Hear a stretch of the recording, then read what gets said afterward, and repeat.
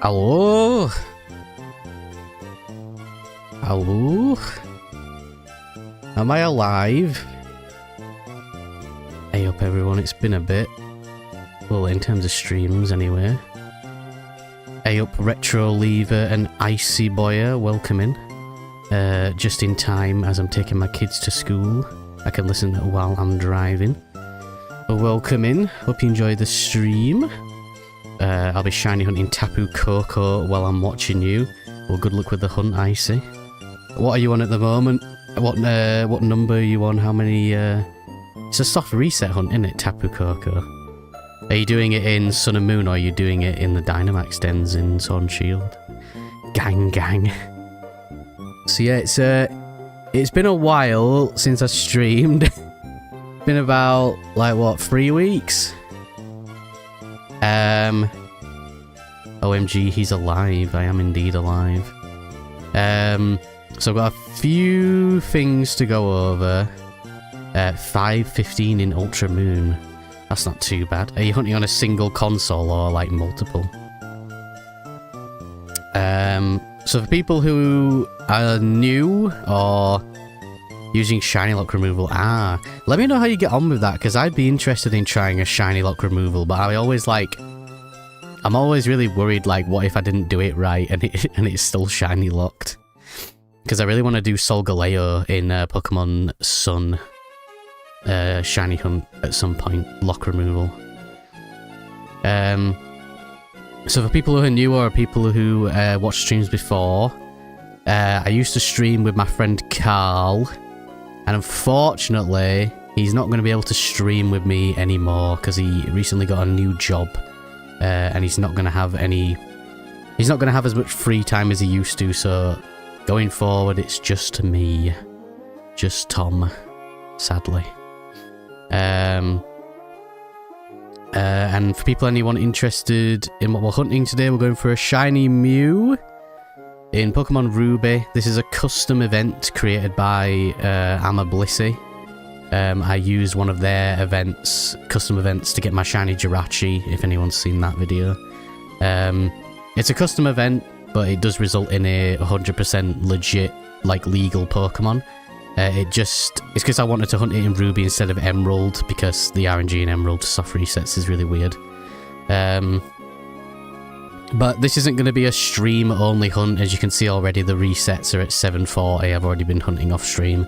I do have another stream series hunt, like, planned. I just haven't set it up yet, so that'll be not next week, the week after's stream. We'll be starting that, but this is just like a one-off because I wanted to stream again, and I wanted to get some hunting done because I'm going to be at EYC from Thursday this week, so I won't have much time to work on this hunt, so I might as well get 3 hours in while we do this. So yeah, that's it really. You just have to hope that it works sometimes. Capture Card DS, no, this is an emulator, but it's using the ROM and the save file I dumped from my actual copy of Ruby. I don't have a DS capture card because they're expensive and I can't afford them. So this is the next best option for me. This is how I've always done hunts, really. Unless it's on, like, Switch. I have a capture card for that. But yeah, this is Full Odds 8192 shiny hunt. Yeah, just crack on. There's like a little bit of dialogue before you encounter the Mew. It's got like a bit of a like it is like a custom event. You don't just encounter it straight away. But yeah, how is everyone? How's everyone doing? How's everyone been? What's everyone been up to? I can't remember what I've been doing. I guess the most recent thing I've done was the Birmingham Regionals, which I could talk about. What else have I been up to? I've been playing a lot of, like, JRPGs recently.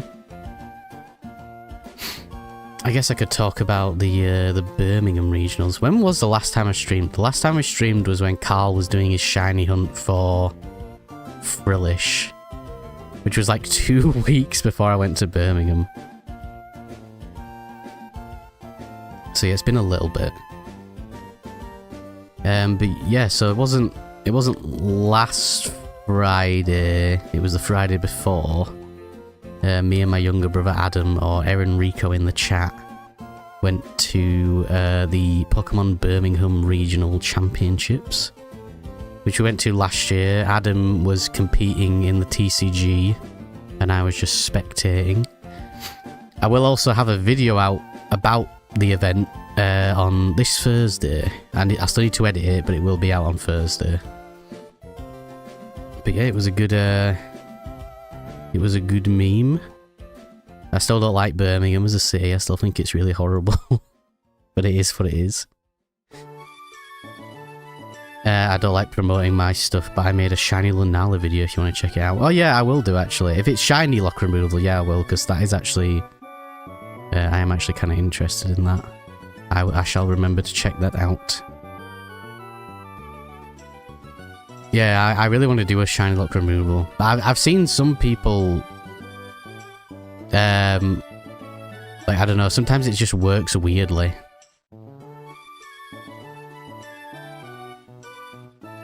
I don't know, like, how the tech works behind it.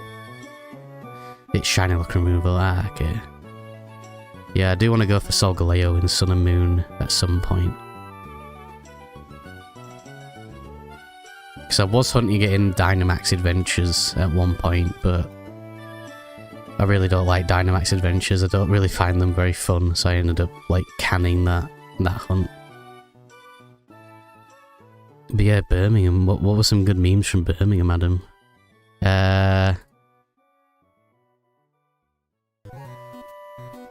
I can't remember. It was a very long walk from the train station to the actual convention. It must have been, like, at least half a mile. Like, easily. Saw a lot of people. Took part in the retro shiny hunt event again. Didn't get any shinies this time, sadly. It was a 10-minute walk. We timed it, yeah. I saw Charlie Merriman, Trizingdra, had a little natter with him. I'm trying not to spoil too much for the video, because the video comes out on Thursday. Adam saw Dan TDM, Dan the Diamond Minecraft. He was playing a game next to him.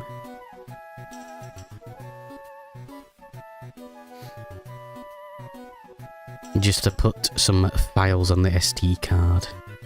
Yeah, I'll have to look into it. I did a shiny lock removal for Victini, which was pretty easy. But yeah, I'm not sure how it would work on Gen 7. I'll look into it. It's one of those hunts where, like, I am gonna do it, but it's not one that I'm, like, super... Like, I'm not in a rush to get it done. Right now, I'm on, like, a very, like, Gen 4, Gen 3, like, phase. Like, I have a lot of plans right now for Gen 3 and Gen 4 hunts. I don't know what it was, like, after ZA... After playing ZA... I mean, don't get me wrong, I liked ZA, but after playing ZA for, like, 2 months straight, I was like, oh, I kind of want to go back and, like, do some old hunts. I've also been on, like, a bit of a mythical, like, hunt binge as well. But I have two, I guess one of them is just like a one-off hunt.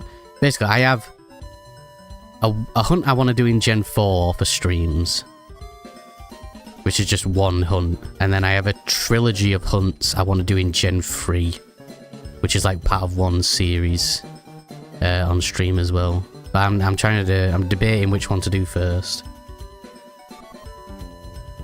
The one in Gen 4 will probably be quicker, obviously, because it's just one hunt. But it'd also be Masuda method as well. Which I've never done in anything. I've done Masuda in Gen 6 and Gen 8. That's it. I think Gen 4 was when the pseudo method was first introduced. So I'll end up deciding close to the time.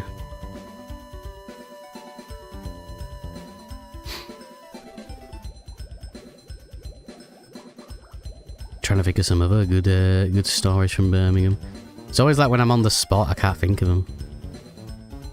Trying to think of like some funny stuff that happened.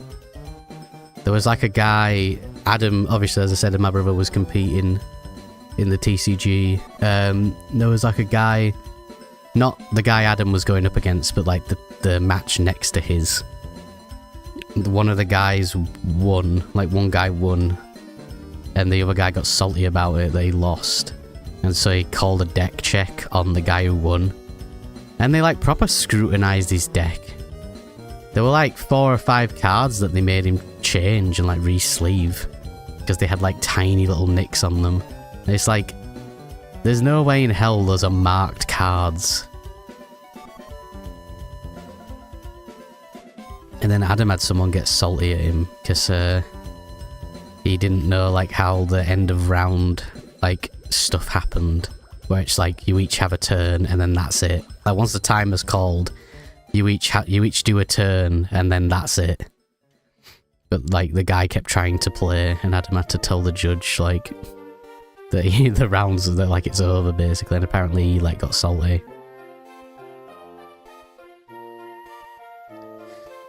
I've tried doing the pseudo method for Fiona Gen 4 and I lost patience, might pick it up again. Well, funnily enough, I say that was actually the hunt I was going to be doing, was for Fiona.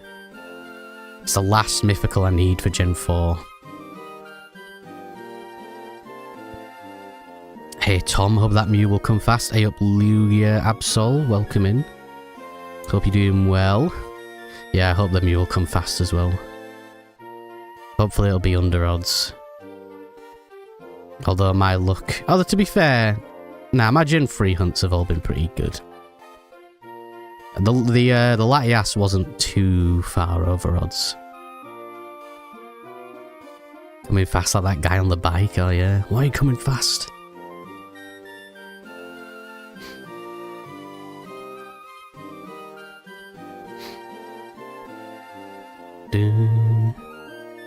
No way I just guessed that. Well, that Fiona was going to be the next hunt. But yeah, because I've got... Obviously, I did Darkrai, Shaman and Arceus. That was like a trilogy. Which took like over... like nearly 2 years for me to put the video together. Not because the hunts took very long, but just because I procrastinated on it. And then Manaphy, which was last week's video, which took like a month of hunting. And now all I need is Fiona. But I might... Yeah, I might do the Gen 3 trilogy hunt first.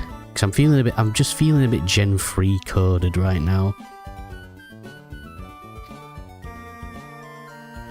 I'm enjoying hunting in Gen 3. Even though it's like 8192. I don't know, I just enjoy hunting in it. It's chill.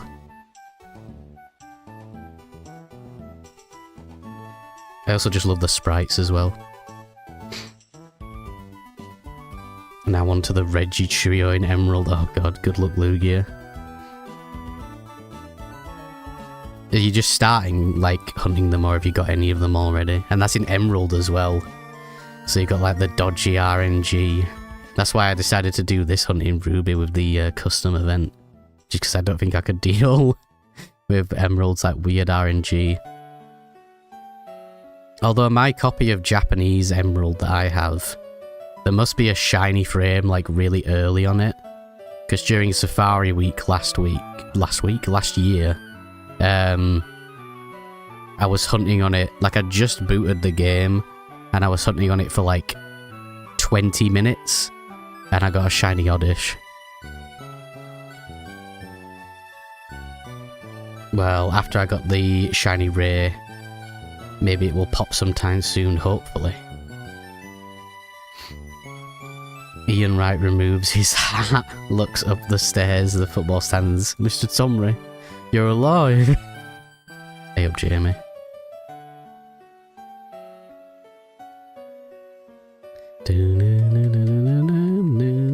else have I been up to? I've been playing, like, I recently got an Xbox 360 again.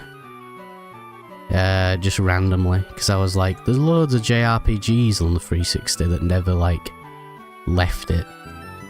So I decided I'd get one. It was fairly cheap. I used to have one as a kid. Like, I used to have a 360 as a kid, but I never played, like, any of, like, the core 360 titles. Like, I never played Halo, never played Gears, like, never played, like, Mass Effect. So I'm just experiencing those games for, like, the first time. The only thing I played on my Xbox was, like, Fable, Portal 2, over and over again. What else? Dark Souls 1. Played a lot of that on Xbox. Yeah, I never really played, like, the OG titles.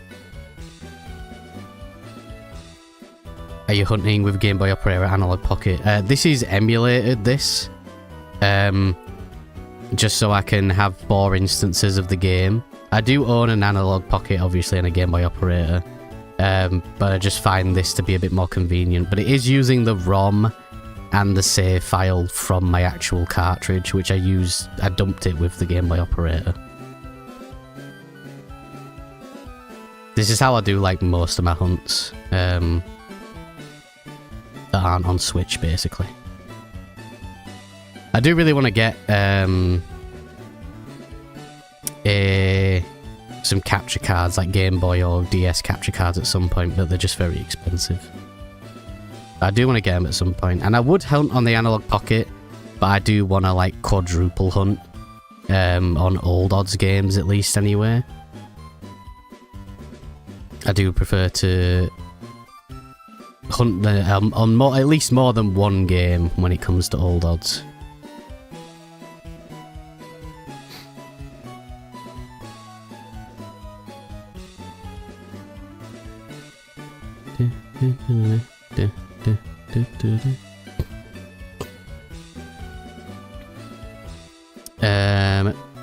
I snagged a good deal on Wind Waker HD Wii U just yesterday, and the gamepad looks nice.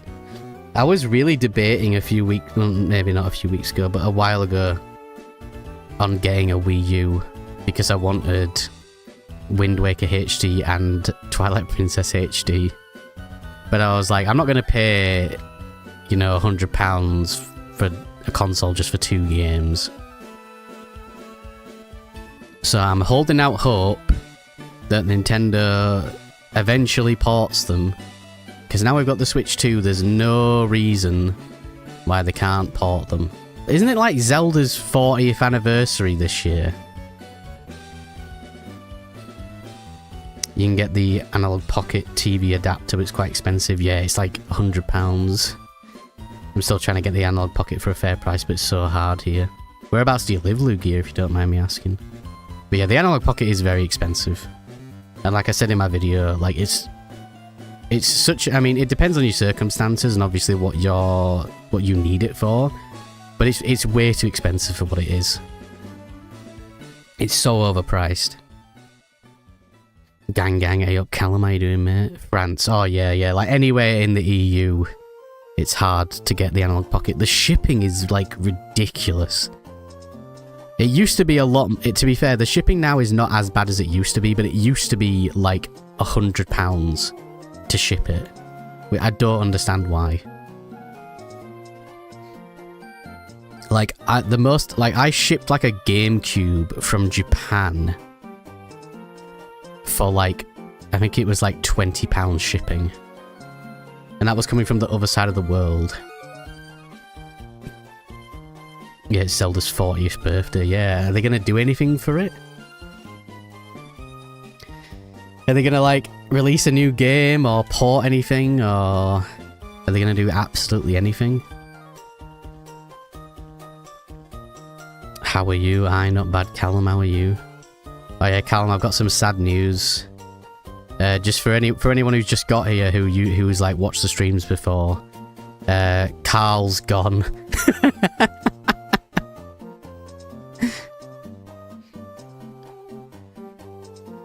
I'm sorry to say, Callum. I used to stream, for anyone who doesn't know, I used to stream with my friend Carl. He's gone now. As in, gone forever. Pretty much. He started a new job.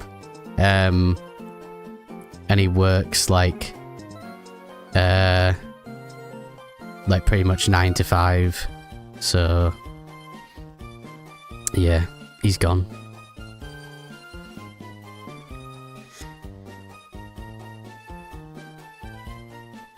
Hello Jamie, how are you doing? There's the movie that's supposed to come out next year. Oh yeah, the Zelda movie. I forgot about that. Yeah, I think that's out next year. Has there been a trailer yet? All good now. My team hasn't been shit for the past few weeks. Carl died. Yes. You should have told me to take a seat first. Terrible news. Nope. Oh, there's been no trailers. Yeah, that's live action, isn't it? The Zelda one. Pretty interested to see what they do with it.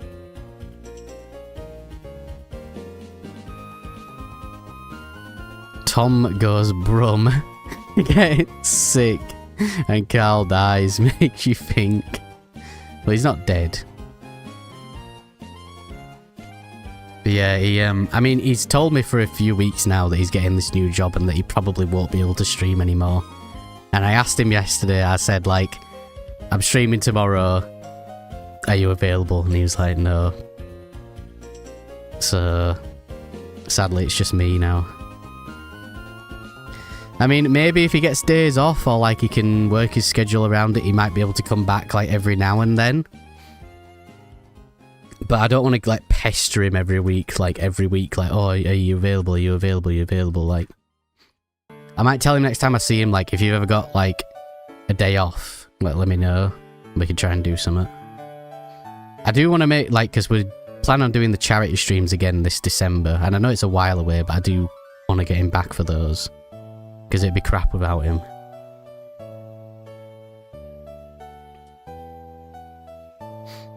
Did you see there's a He-Man movie? I don't think so. What, like live action? This is so sad. Can we get some donations to fund the funeral? R.I.P. Carl. No more shanties. No more spinning. No more singy songs. Speaking of movie, there's the Iron Lung movies in theaters 2 weeks here. Really interested in seeing it. Yeah, me and Erin saw it last week, Lugia. Yeah, it's really, really good. Like, I'm not... I didn't really know much about the game. I'd heard it was decent. I'd heard mixed stuff, actually. I'd heard it was decent, and I heard some people say it dragged. And, like, for people who don't know, like... I'm quote-unquote a filmmaker. I've got a film degree, if that means anything. I've got a degree in filmmaking. I thought it was really, really, really good.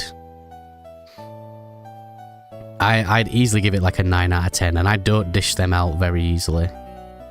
It definitely is a very slow start, but it's not like boring, but it is a very slow build.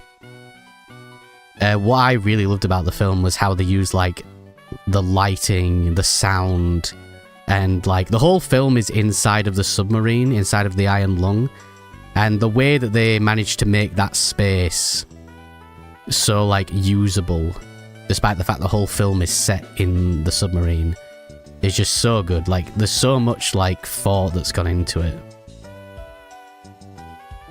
Yeah, it's really good. I think there's only a couple of things I'd say that my criticisms. There's like points in the film where he's I'm just going to say Markiplier. Where Markiplier's talking to like someone over the radio. And there's some parts where like the radio sound effect, like the filter, is very, very harsh. And it's very hard to hear what they're saying. But he's talking as if he can hear them clearly. And then also the main character, Markiplier, is he called Simon? I think he's called Simon.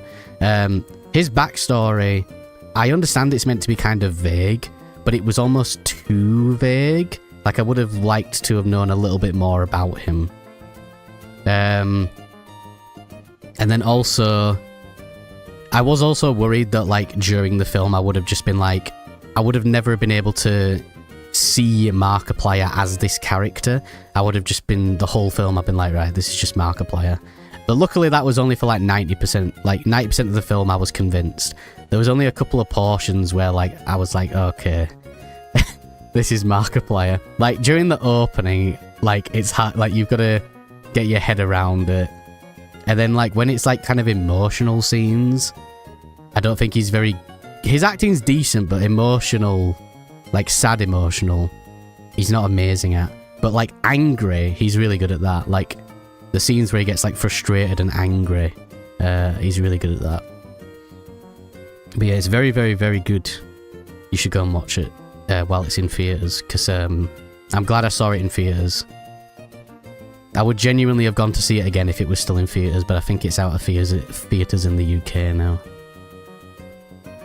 One of my favourite scenes is like, it's not really a spoiler, but like there's a part where the power goes off in the submarine, so all the lights go out, and the only light source he can get is when like you push the button to take the picture, and then the screen comes on and shows the picture, but obviously it only stays on for a couple of seconds, so that's how they light the scene, and it's so well done, like the amount of like tension it builds.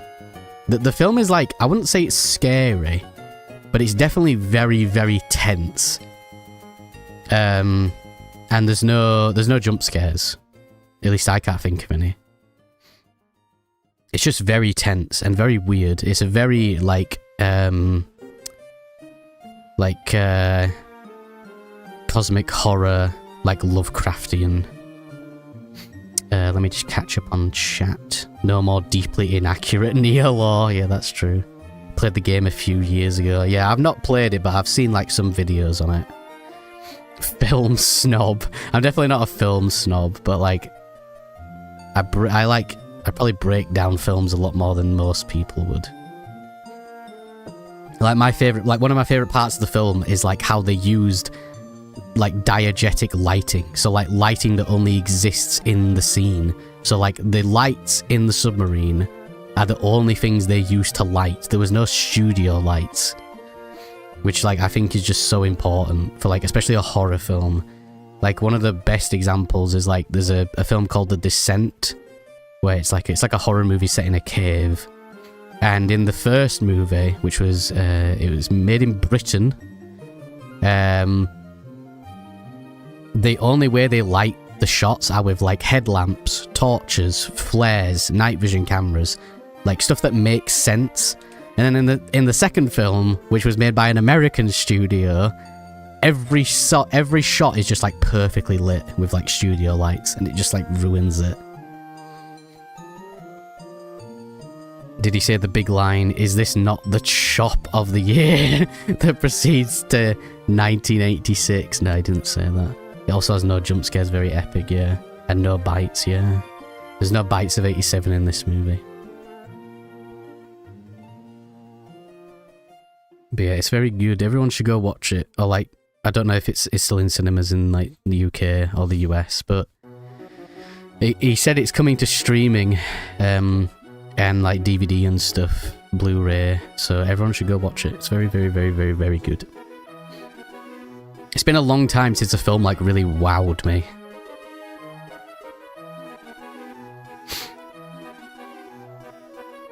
But yeah, like I say, I think some people will probably find it a bit of a drag. Because it's not really like a horror film. It is a very slow, like Lovecraftian cosmic horror. It is a very slow burn, but it is very, very good. Like the final, like, I'm trying not to spoil it, but like the final part of the film, like the final, like, couple of scenes are like so tense. They're like so intense. They were super, super, super good. Is it coming to Laserdisc or Betamax? I hope it comes to Laserdisc. That'd actually be sick if he did that. Split the movie across like 17 laser discs. Oh yeah, sorry for the 500 questions on your post. No, it's fine. Anyone who posted like multiple questions on the Q&A thing, like don't apologize. Like it helps me. Helps me make the video longer. Thought I'd include more than one in case you wanted to stretch the video. Yeah, exactly. Yeah, you get me, Callum. Yeah, that video... So in terms of videos, this week, this Thursday, the video is going to be the third part of my Crystal Badge quest, which also includes my trip to the Birmingham Regionals.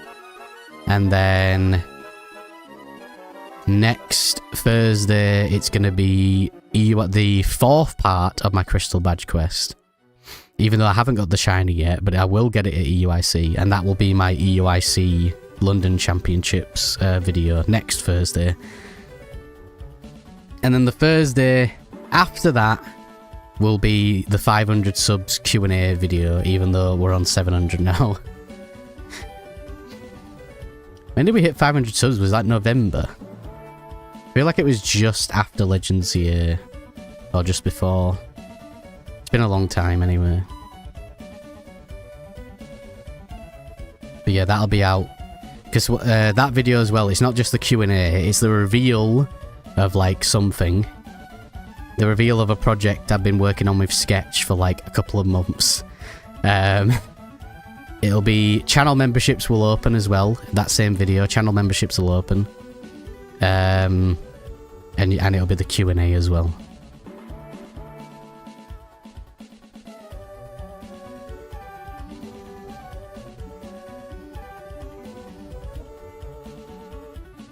Simp.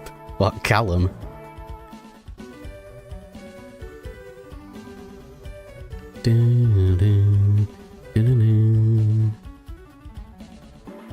Yeah, what else have I been doing? Just playing... I played the latest Trails game, if anyone likes the Legend of Heroes Trails games. I finished the latest one. The ending was absolutely mental, and I have no idea where they're going to take it from here. Oh yeah, and like randomly during the Nintendo Direct this week. Was it this week? Or was it last week? I don't remember. I think it was last week. They announced like the next Xanadu game, the Falcon and next Xanadu game.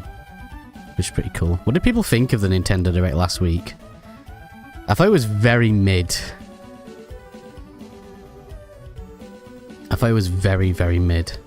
It was just like lots of announcements of ports from like games from 10 years ago. Like Fallout 4. Like Fallout 4 is 10 years old. It sucked. Yeah, it wasn't great. Slanderous comments from Mr. Jamie. I don't own a Switch, so I don't give a shit. There was some like good stuff, but like I don't know. It just, yeah, it was kind of crap. I'd probably give it like a 4 out of 10, if that. Maybe like a 3. I don't even remember what was announced other than the Tokyo Xanadu game. That's all I remember. You seen that Dinosaur in Tokyo Girl Boss game? Looks shite. I thought that looked sick. What the, was it Disaster Report? I can't remember what it was now. No, it wasn't Disaster Report. I know which one you mean, Callum. I thought that game looked sick. Yeah, I can't remember what it was. I know which one you mean.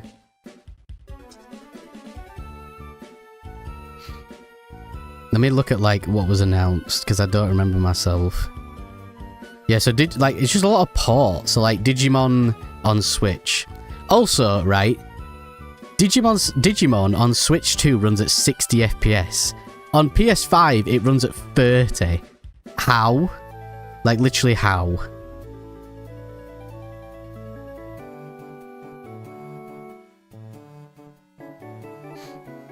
Yeah, and then there was the Kyoto Xanadu game, which looks really, really good. I'm excited for that. And then that, like, Orbitals, the one, like, right at the start, that, like, very old-school anime-style game. That looks cool. I like the look of that. Like, that was it. Making stupid jokes while there's a big T-Rex in front of her. Oh, what was it called now? I know which one you mean, Callum. Nintendo Direct. I just want a list of everything that was announced.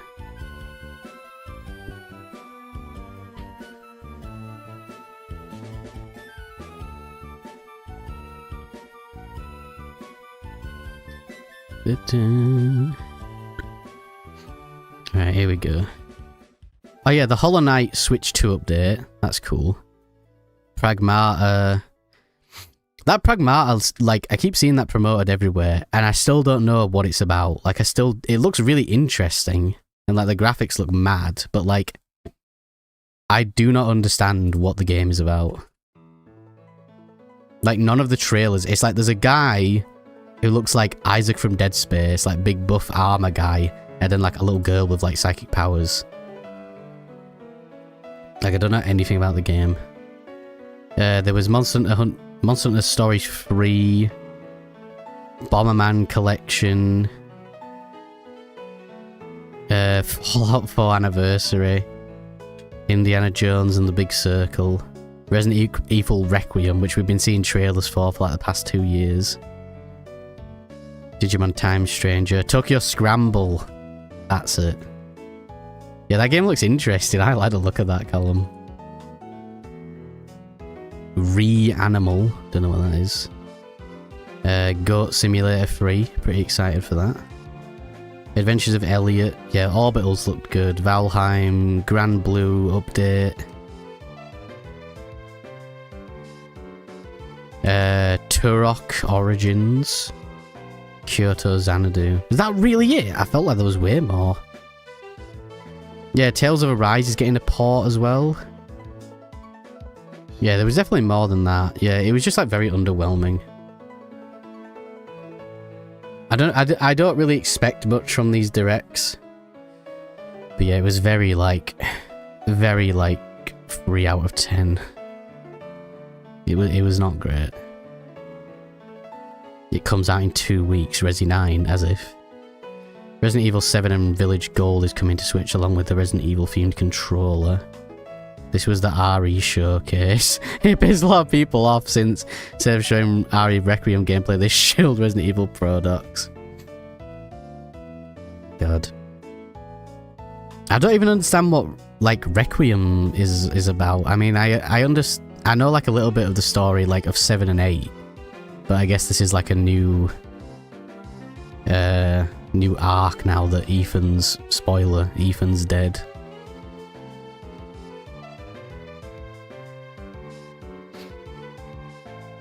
I liked Ethan as a character. Just because he was just like a guy. He was just like a normal guy. He wasn't like, you know, police or like a soldier or anything. He was just some bloke trying to like rescue his family. I think that's like way more interesting. Like, it's such a simple idea, but I find it more interesting and compelling than like Leon or someone. And Leon's coming back in Resi 9 as well. And who's like the new girl who looks like Ethan's daughter but isn't apparently? Not to give spoilers, but he was pretty OP. Well, yeah, I do know the plot of like Resi 8 and like the twist and stuff. Nah, Ethan's daughter fucked off. Where's she gone? Also, how old is like Leon now? He must be like in his 50s. 40. God damn. Poor Eve. Poor Leon.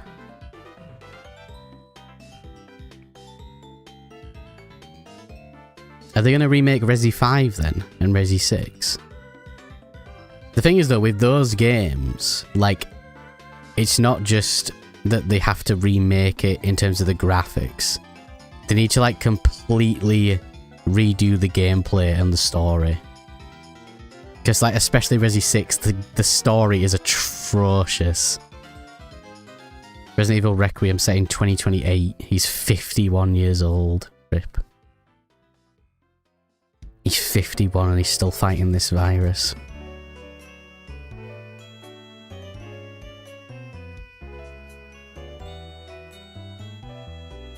What's like the end goal of Resi then? Like, who's the bad guy and what's the end goal? And like, why do the zombies keep coming back? Everyone is a bad guy. Well, isn't it like Resi 8, like, the castle is like the origin of like all the T-virus stuff or something like that? That's like where all the research was originally done or something. I watched like a video on it like ages ago. I don't know any of the lore. Grace Ashcroft works for the FBI. Yeah, the castle is the start of it. Yeah, I thought it was. The mega Mycete something. Yeah, the cat. From what I watched like a lore video ages ago, and it was like the castle is like where it all started. And apparently that's something that's been in the lore for a long time. 1,000 resets.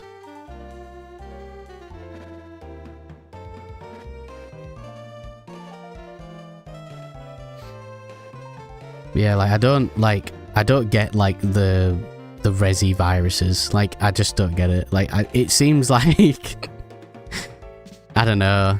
It seems like they kind of wrote Resi as they went along rather than like planning.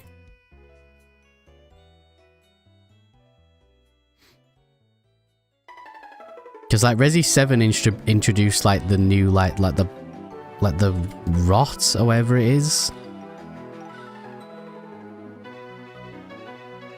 The mold is the origin. Oh, the mold is the origin. So that's like the origin of the T virus or whatever.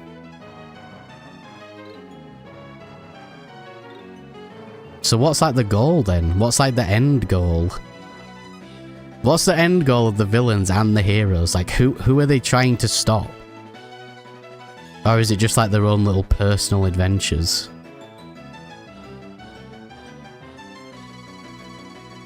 Pretty much you have multiple companies now fucking around with bioweapons, and the virus shit has been around since the 1600s. Bloody hell.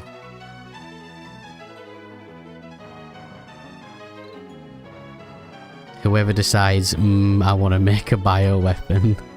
Well, surely, like, after what happened in Raccoon City, surely they would just think, maybe we shouldn't do that.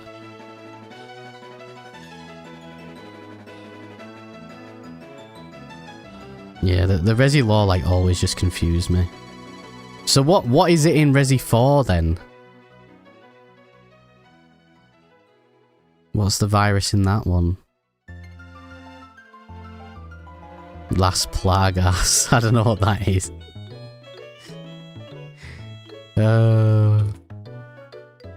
Why can't I have simple lore like Nier, where like it's overly complicated in like all the stupid ways, but not like the core things?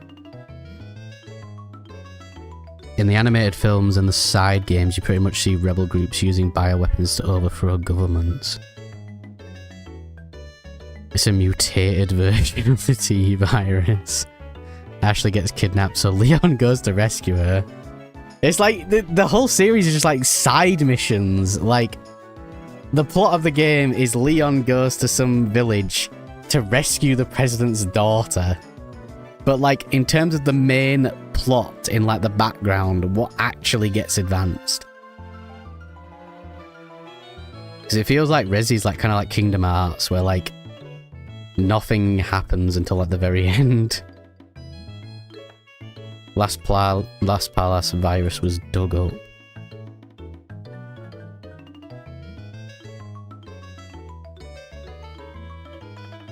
Oh yeah, that's another thing. We'd have Carly here to talk about Kingdom Hearts. Wesker gets stopped. And then in 6 they need a new villain. And then in 7 they need a new villain. This is the thing.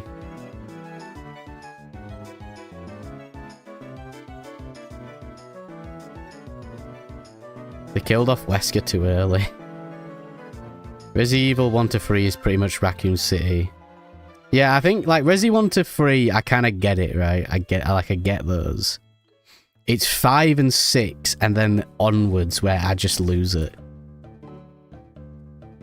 It's pretty much, and then 4 to 6 is global bioterrorism action games. What about Operation Raccoon City? What's that one? What about Outbreak? What about those ones on the 3DS? What are those ones? Resi 6 has the C virus, the China virus, and the mold has always been around. So the mold is like the origin. That's what they use. That's what they use to make the viruses, right? I get that. So why does Chris Redfield punch a boulder?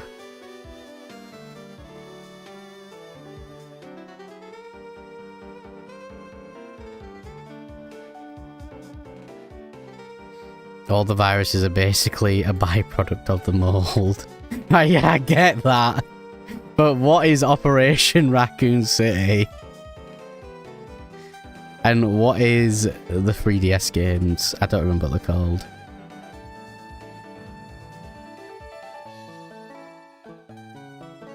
Those viruses are different versions of the T virus, right?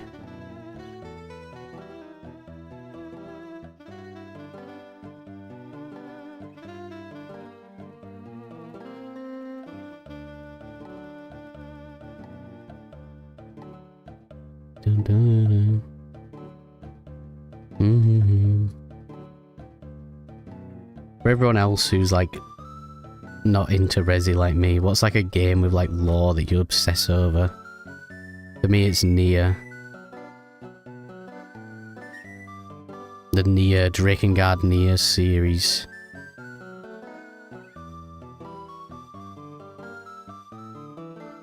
TCG, Abyss, Veronica, Leech, Blaga, Ouroboros. Ouroboros! Like from Xenoblade. Xenoblade as well, I really like the lore in Xenoblade. That's one thing as well, like, since the Switch 2 came out, we haven't had any Xenoblade, like, updates. Because Xenoblade 2, goddamn, that needs one. Although recently, one of the voice actors, I can't remember which voice actor it was, one of the voice actors for Xenoblade, she updated her, like, voice acting profile. And apparently she'd done some, like, extra voice acting work for a Xenoblade project recently. So, I don't know what that's gonna be.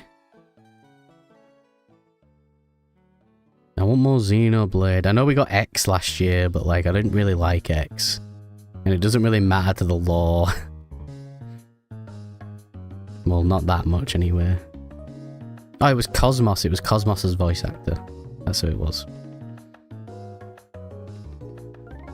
Operation is you playing as a member of Umbrella, since they send in their private army to help cover up Raccoon. Bears. What about Resi 6? Resi 6, what is the reason why you can play on like the kids' playground area in Resi 6? Isn't that like a feature? You can, like, at the kids' playground, you can like ride on like the rides. Operation is a what if scenario. Same. I love how like Resi was like, after Resi 4, like Resi became such a, like a just a joke of a series. Like, it felt like they had no idea what they were doing with it. And then suddenly like Resi 7 came out, and now like everyone loves Resi again. It's almost as if you make good game, people like it. It's because of like that era of like third person shooters of like the Xbox 360 PS3 generation. Like, they were trying to lean too much into that, even though Resident Evil 4 was probably like one of the pioneers of third person shooters. Like, Capcom almost invented the formula. But they tried to piggyback off the backs of like Gears of War and stuff like that.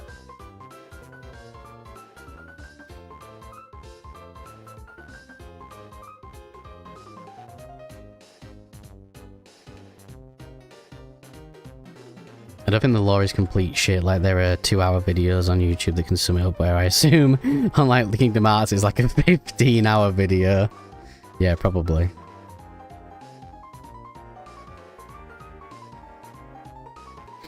I say this all the time. Everything people complain about in Resi 5 and 6 was also in 4. I think it's more so like the execution. Like, they didn't... Like, they were trying to make the series into something that it wasn't. In terms of, like, the presentation especially. I like Resi 5. The first half of Resi 4 is good. After the village, the game is shit.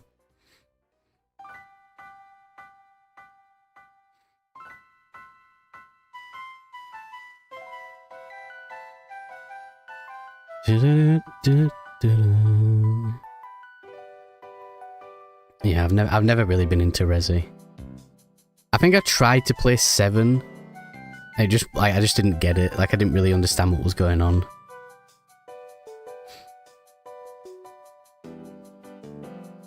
It's never really been a series where, like, for me with games especially, like, the story has to be good. Unless it's something like a roguelike, or like something where it's just like a pick up and play. Like, if it's like an RPG or an action RPG, or like anything where it's longer than like 10 hours, the story has to be engaging and I have to be interested in it. Don't worry, it got 4 DLCs. What, Resi 7? Bloody hell.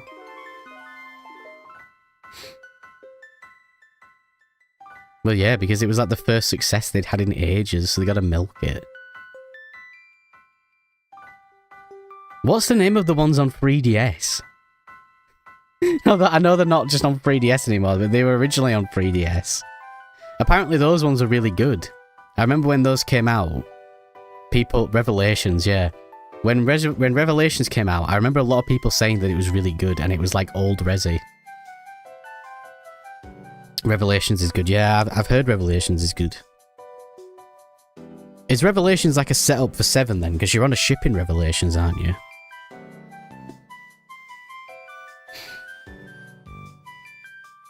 Revelations 2, you play as the goat, Barry Burton. It's a side story. Isn't every Resi game a side story?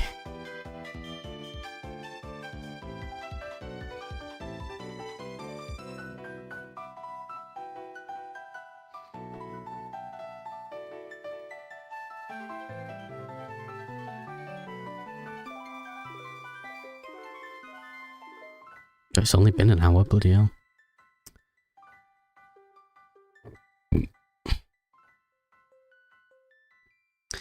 What else has been happening then? What else have I been doing? I played Scarlet Nexus.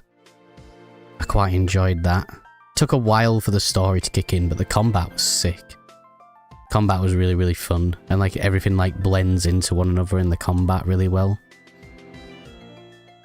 I quite enjoyed that. I think like the way the story is told with like the comic book style like panel cutscenes, I think really did detract from it. And like they introduced way too many characters at once. But other than that, I enjoyed it. I think the lore was really interesting. It just got like... It took way too long to kick in, and then they were like rushing towards the end to explain everything.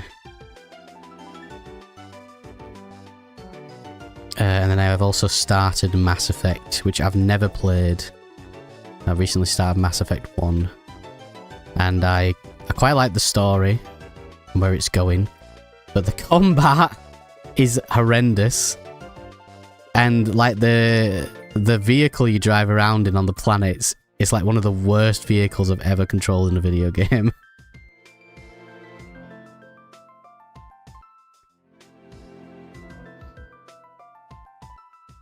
4 to 6 in Revelations, 1 and 2 is pretty much you fighting against bioterrorism. Callum, I have a deep question. Why is your favourite group Angels of Delusions? I don't know what that means. Oh yeah, I started playing the Arc Knights Enfield. But but I haven't gone back to it since I first played it. But I like what they were doing with it. I like the story and where it's going. Adam's been playing it quite a lot, but I bet he doesn't know what's happening in the story. And that's the only reason to play Arknights, because in the original Arknights, the gameplay's horrific. But the story's really good. There's a lot of grinding in the original Arknights as well. It's very grindy.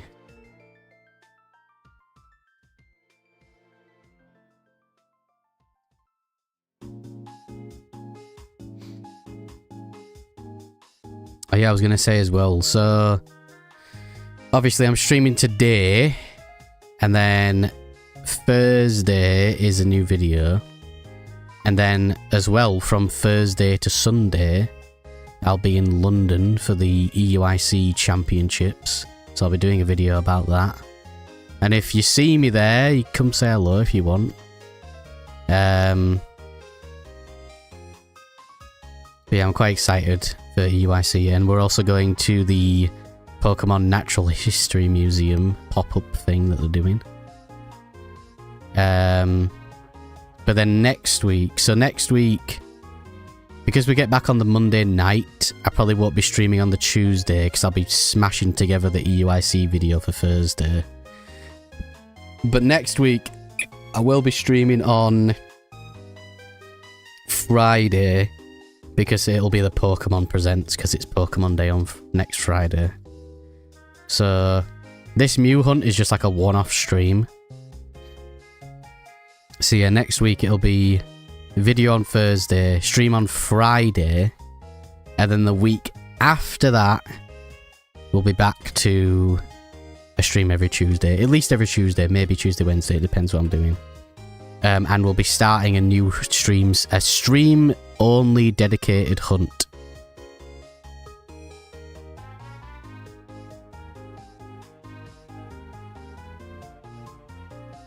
Nangongyu. I don't know anything about ZZZ. I think I played it when it first came out and then put it down. Just like gacha games just like can't hold my attention. I like games that have like a start and an end.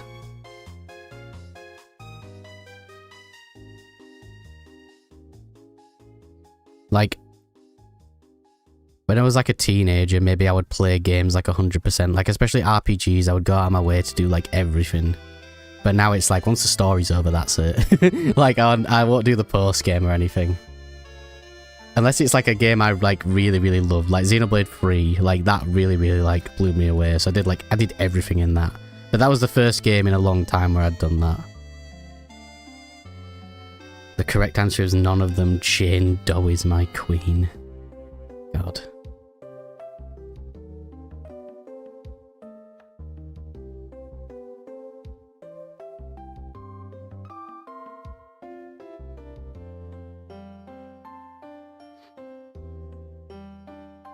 But yeah, I was saying earlier, I do have 2 ideas for hunts, stream hunts.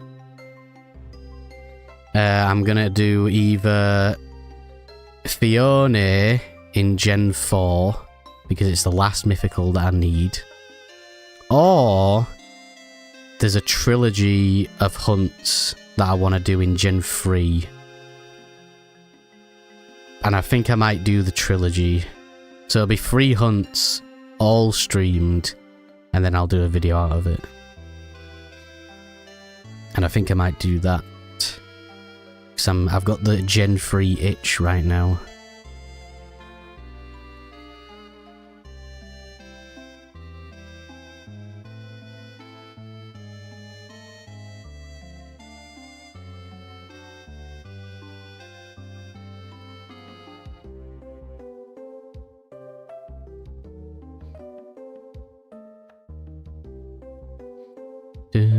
Does anyone want to have a guess as to what the Gen 3 trilogy hunt will be? I'll tell you at the end of the stream. Why did I just reset before I'd even encountered the Mew? I did that loads on the Manaphy hunt. Like, I would, like, hatch the egg and then immediately reset.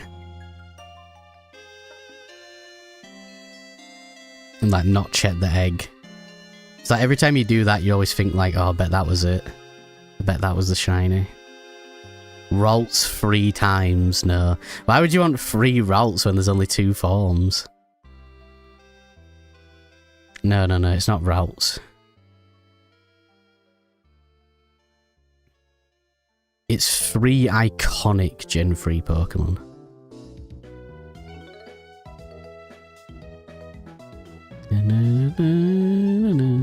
But yeah, I won't be starting that hunt next week. It'll be the week after. So the 24th. And I might do a double stream that week, we'll see. Flygon, hopefully. If you ain't cringe. No, it's not Flygon. Why would I hunt Flygon 3 times? It's 3 different Pokemon that are all kind of related.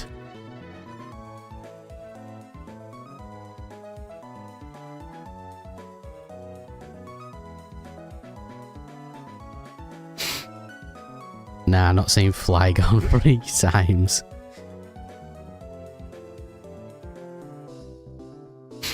I was thinking of people being able to do, like, hunt requests, but I don't know. Maybe for, like, 2 million points. 50 million points.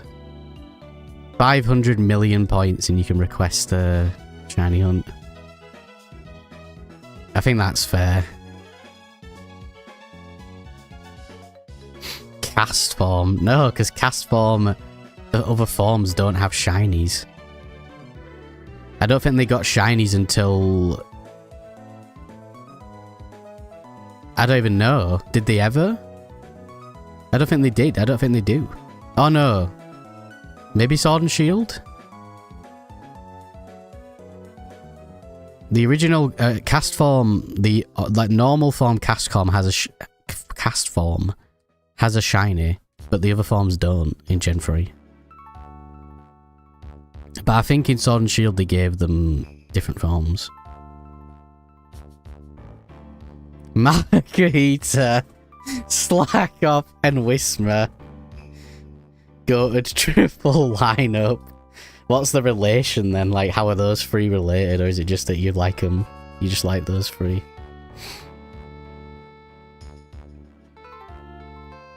I guess they're all like very early Pokemon.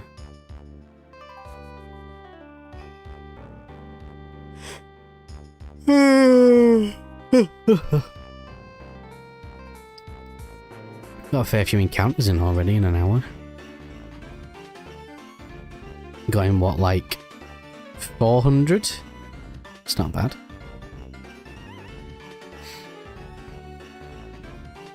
Biased as fuck, but they are some of the most diverse early Pokemon.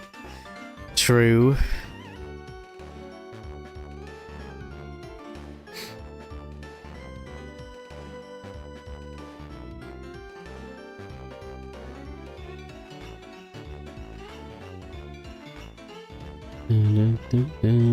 I've also kind of got the itch to go back to Sword and Shield as well. I love hunting Sword and Shield. I've got my modded Switch now, and I've got a mod installed that shows shinies in the overworld. So I was thinking of doing like a video where I hunt for like a day or like 12 hours and like see how many shinies I can get in 12 hours in Sword and Shield. Just using like the overworld shiny mod.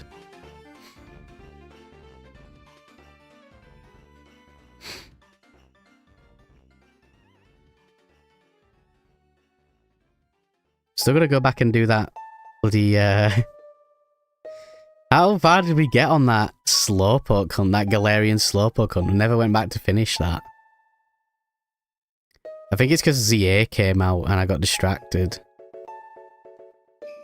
But we went like triple over odds on that. And that was with a shiny charm as well.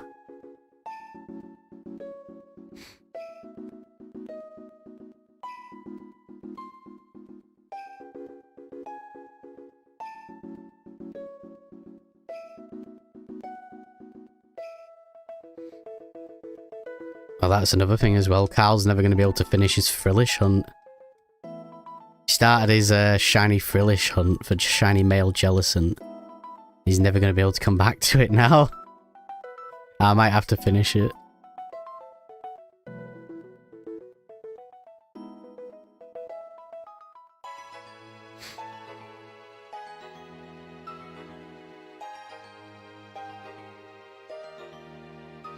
Are you proper distraught then, Callum, that Carl's gone? I love how you like, should have told me to sit down first. Although to be fair, now that he's got a better job, he's earning more money, he might be able to book more studio sessions to record more music. So he might actually put out some videos this year.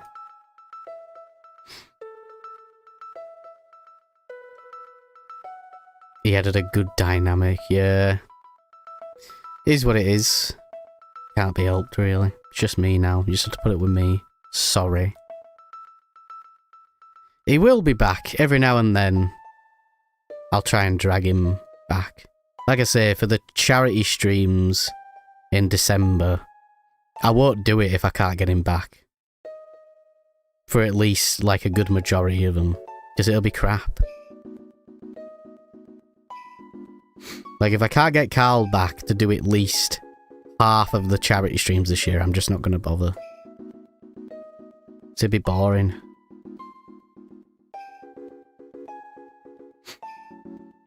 Because, yeah, like, I could play stuff with other people, which I did do last year. But I don't know. I feel like a lot of people... I feel like when you collab with people... Especially when it's people who aren't, like, regulars. A lot of people don't. Like, regular viewers don't really like it.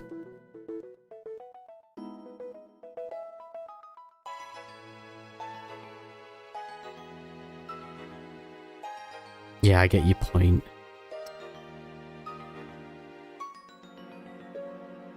That's why I try, like... I don't know. I'm not against collabs, but... I don't know. I try not to. Because I know that, like, some people don't like them. Like, I wouldn't, like... I guess if it's a one-off collab, it's not really a big deal. It's like, if you subscribe to someone expecting a certain, like, dynamic or personality, and then you have a collab with someone who's just, like, completely different, it can just, like, change the vibe of the video or the stream, I guess. And it can throw, like, regular viewers off. That's why I didn't really like the way I edited the Darkrai and Shaman videos. Because I tried to edit them like I used to edit my old Twitch highlights. And it's just not the type of content that I make anymore. And it just felt weird. So that's why I redid them. Where are we on right now? Nearly 1,200. We'll probably hit like quarter odds by the end of the stream, which is not bad. You see, I have been hunting this off stream, but not very much.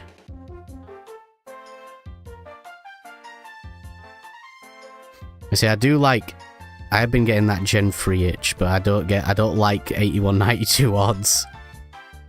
I do like hunting in Gen 3, but I don't like 8192 odds. That's why I prefer to stream 8192 hunts.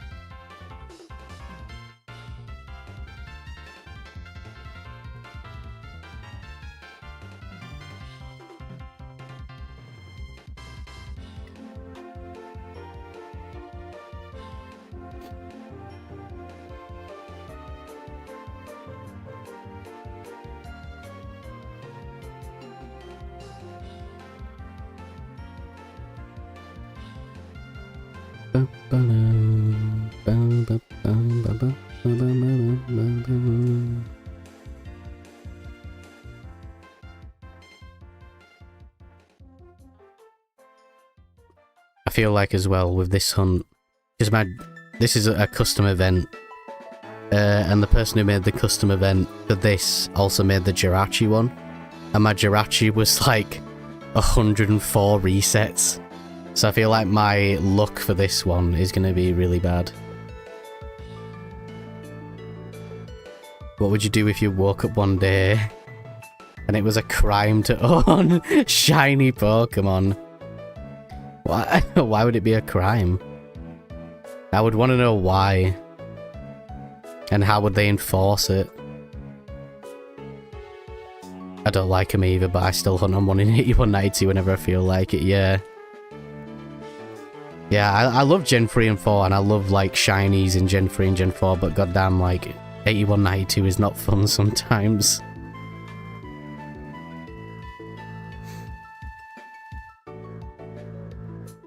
That's why I like to do... I don't really like... I'm not the biggest fan of soft resets as well, so I do like to do soft reset hunts on stream.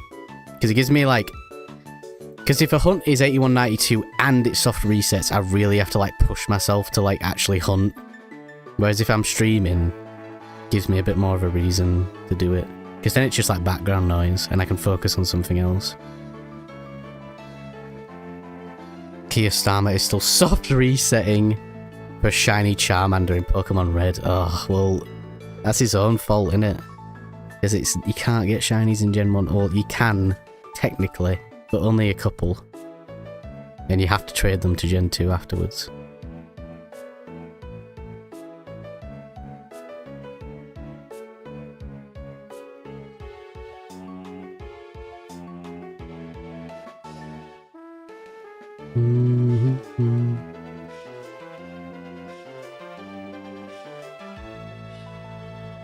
Oh yeah, speaking of EUIC as well.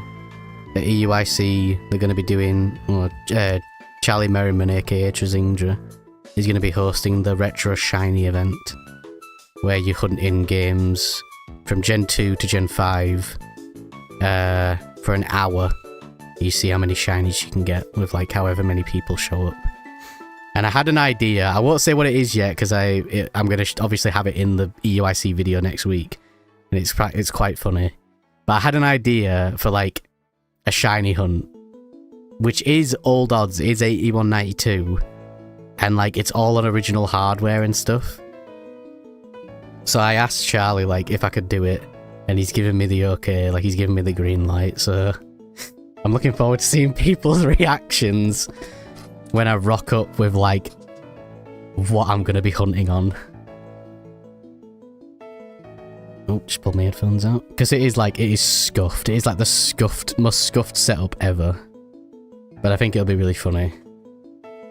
That's always like when it comes to like my ideas for this kind of stuff, it's just like... I just think like what would be funny? Like what would be something like so ridiculous? Like last year at EUIC I came with like 7 DSs or something. And I was like hunting on them all at the same time. So I always just try and think like, right, what's funny? What's an idea that could be funny?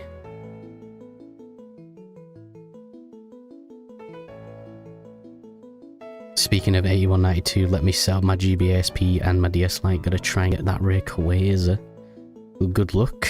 I can't remember what my Rayquaza was in. I think it was 6,000 something on Ruby. Dual hunting Tapu Koko and Rotom on BDSP. I'm locked in. We're all locked in.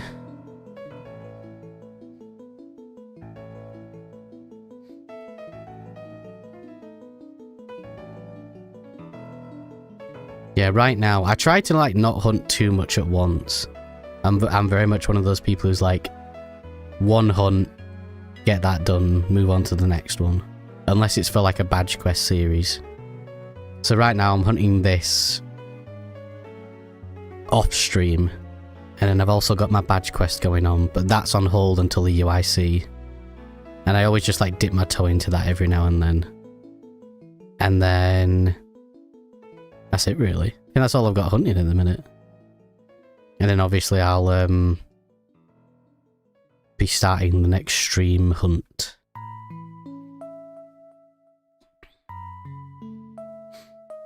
Alright, never mind. Didn't bring my light charger. No. That's the most annoying thing. It's like DS, like what is it? GBASP and original DS, like the very first model, have the same charger, but the DS Lite has a completely different one. And then they changed it again with the DSi, and then they kept it throughout the whole 3DS line. The DSi has the same charger as like the new 3DS XL. They kept the same charger. And I don't even have my SP. Oh, God's sake.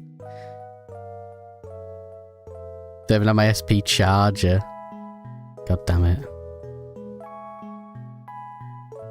Does the Game Boy Micro have like a completely different charger as well, or is that the same as the DS Lite? There's a couple I don't have. I don't have a Micro.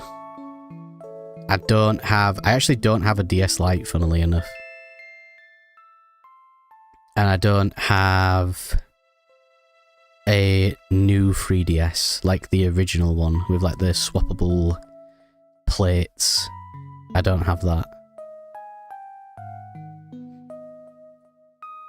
But I have everything else. I have an OG DMG Game Boy, I have a Game Boy Color, I have a Game Boy Advance, I have an SP, I have an original DS, I have a DS... Oh no, I don't have an original DSi, but I do have a DSi XL. And then I've got a 3DS, 3DS XL, 2DS, new 3DS XL, and new 2DS XL.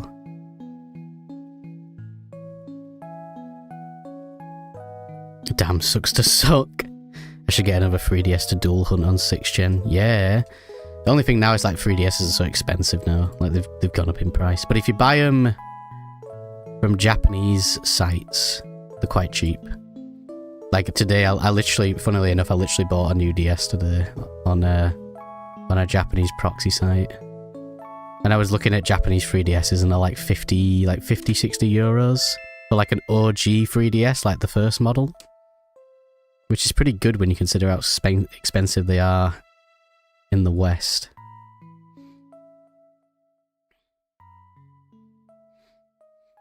I have a DSi XL too, but don't have much games on me. I really like the DSi XL. I like because like the 3DS, when it plays DS games, it like smooths out the pixels. Whereas on like the DSi, or even like the DS Lite, it's got like that, you know, like that pixel perfect image. Just looks a lot better, I think. Even though the DSi, it's much better to get a DS Lite because the DS Lite it's got nice screens. It can play DS and GBA games, whereas the DSi can only play Game Boy, DS games, unless you mod it and then you can put emulators on it, but not everyone's going to do that. Yeah, same for 6th and 7th gen Japanese games. Yeah, I've got like a big mix of like English and Japanese. Like I've got some English and some Japanese. And the good thing about Japanese games from like Gen 6 is they can be played in English or like any language, I think. Like from Gen 6, that's when they started having worldwide releases, so every game has every language. I'm pretty sure it does. I mean, all mine do. DS game looks so much better on a DSi XL, yeah. It looks so good. But I just recently bought a DS, and another original DS, which I always said I would never own two of the same type of console, but I guess I broke my rule. I can show you what I bought.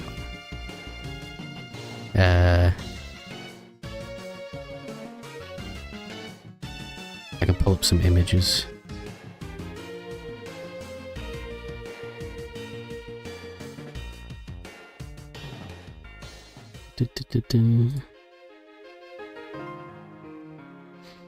Let me show you what I bought, what I spent my money on. It's a Japanese original DS, but it's the Poke Park one. You could only buy it in the like Poke Park they had in Japan in like 2005, It's a bit scuffed, but you can... Because there was a couple, like... This was, like, the best condition one where you could still see the logo. And, like, the screen down here... It does have some lines, but it's not that bad. And it says it's, like, fully working and it reads games. So, yeah, I bought that this morning. That was 50 quid, so about, like, what, 65 euros? Like, $70? Which is not bad. Like, in good condition, these can go for, like, you know, $300, $400. And, like, obviously, it's a bit, like... I can clean it up. It is a bit dirty, but I can clean that up. But what mattered to me was this logo in the middle, like, was clear and not scuffed. Because there were a couple that were, like, a little bit cheaper, but, the logo was completely scrubbed off. But yeah, I'm really excited to get this. It's really cool. Really cool piece of, like, Pokemon history. Yeah, I'm so sad that the older Pokemon games were region and language locked. I remember getting Pearl the day of release in Spanish, in Spain, and the seller told us that we could totally play in French. No. Yeah, like, that's kind of like... Yeah, like, back in the day, like, every different language would get, like, a different release. Whoa, that's cool. Looks really nice. The blue looks so good on the DS. Where'd you find it? eBay. It was on I use a proxy service called Zen Market. I'm not sponsored, although I would accept a sponsorship. I use them all the time. And then I go through Mercari, which is like Japanese eBay, basically. Yeah, I found it on there. And then Zen Market buy it on your behalf. It goes to their warehouse, and then they ship it to you. Oh, Zen Market, heard about them. Yeah, they're really, really good. As I say, I'm not sponsored, but I do genuinely use them. I've used them for years. They are really good. They're the best proxy service I've ever used, and I've tried different ones. Zen Market have, like, the most reasonable shipping prices. Like, I shipped a GameCube from Zen Market to the UK, and I think I paid, like, £20 for shipping, which is, like, what, like 30 euros? Which, to say it's coming from the other side of the world and how heavy it was is pretty reasonable. But yeah, Zen Market's very good. I would recommend them. Completely unsponsored recommendation. I just really like the service. They are very good.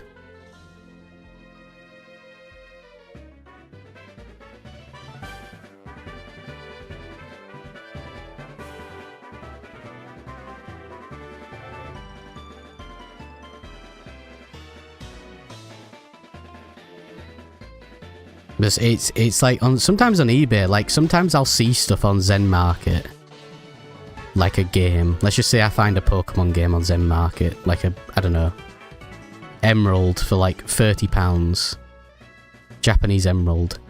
I'll then find on eBay that exact same like seller in Japan selling it on eBay, and it'll be like triple the price as Mercari, which is just crazy.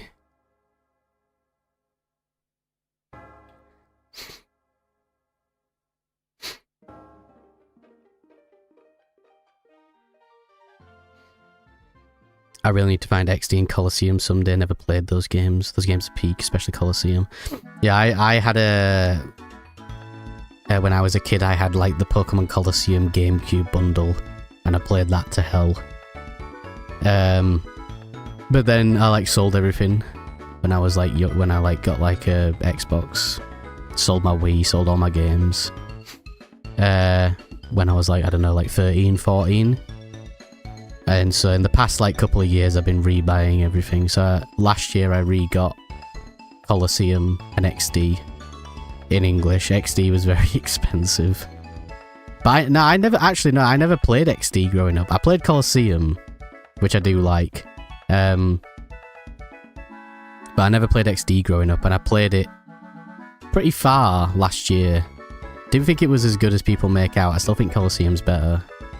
I don't get what all the hype around XD was. It's so expensive as well. I guess just because it didn't sell very well. I saw a Colosseum bundle going for €400. I was tempted, not gonna lie. Is that with the GameCube? Here, hang on. I think I might know which one you're talking about, Lugia.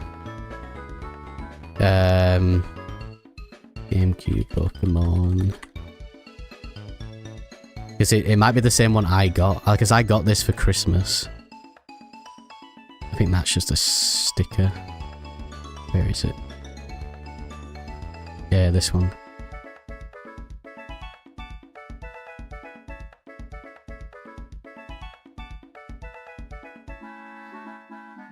Yeah, retro game prices are so bad here in France. Now, to be fair, this would probably be a very similar price in the UK. Was it this one? That's very small. Why is it so small? Was it this one?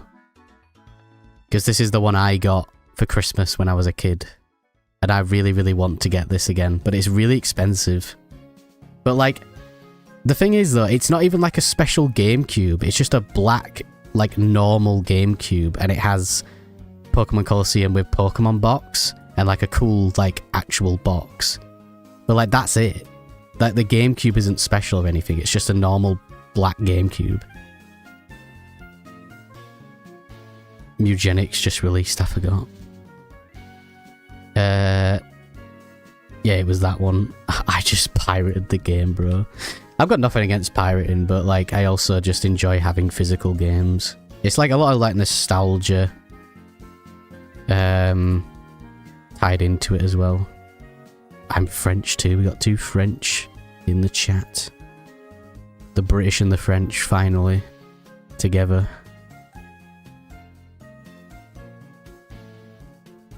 Close up some of these tabs. We've got too many tabs open.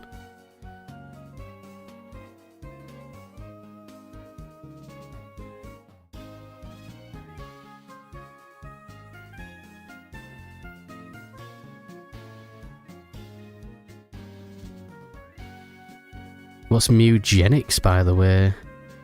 Lugia, is that like another... It rings a bell. The name rings a bell.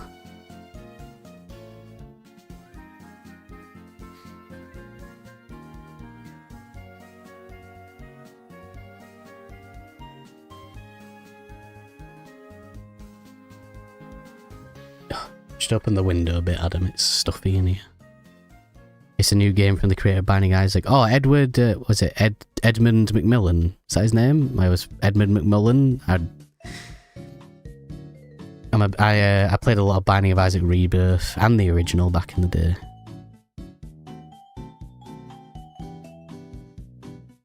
Edmund, yeah, that's the one. He's got a new game, Mugenics. Yeah, I thought it rang a bell. I'll have a look into it.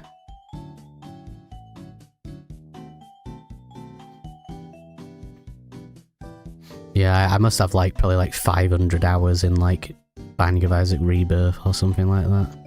Something ridiculous. And that's probably not even as many hours as someone like Northern Lion has or something.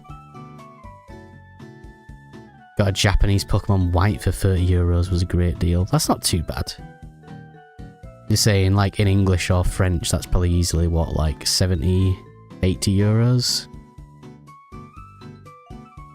First time playing Isaac was on the new 3DS port. Oh yeah. Is that like an actual port or is that like a fan port? Yeah, Binding of Isaac's great. I always used to like come home from school and just play like Binding of Isaac non-stop. I used to be like fairly good at it and know like what all the items did, but I doubt I'll remember now. I haven't played it in years. It was an actual port, alright. There's a shit ton of Isaac and Super Meat. Is that Super SSB 3DS in high school? Oh, Super Smash Bros. I never played the... To be fair, I never played the 3DS or Wii U Smash Bros. I never really had... I didn't have a Wii U. And I never really had anyone to play the 3DS one with.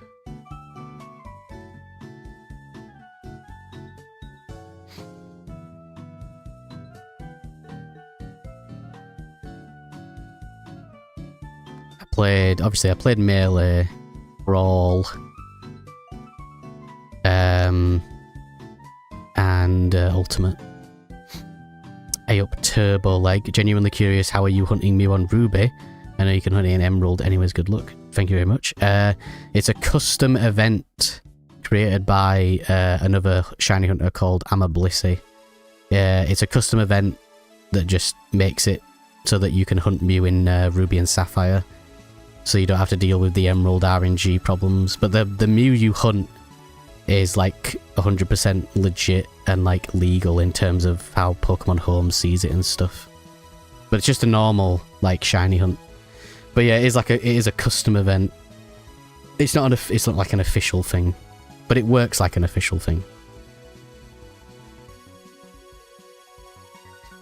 So I just buy a repro case to go with it. Oh,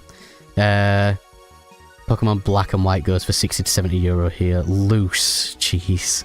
So I just buy a repro case to go with for 10 bucks. Yeah, prices are getting crazy. Yeah, prices are ridiculous. Yeah, I really like Blissey videos. Yeah, Blissey makes good stuff. That's really cool. Definitely gonna check that out. Yeah, the channel is I'm a Blissey, and they've done there's tons of different events for Gen 3 games, to make like a ton of Pokemon like huntable, just like standard soft reset hunts. Should definitely check them out. Do I have a Discord community? I do not have a Discord community. This is something I do get asked.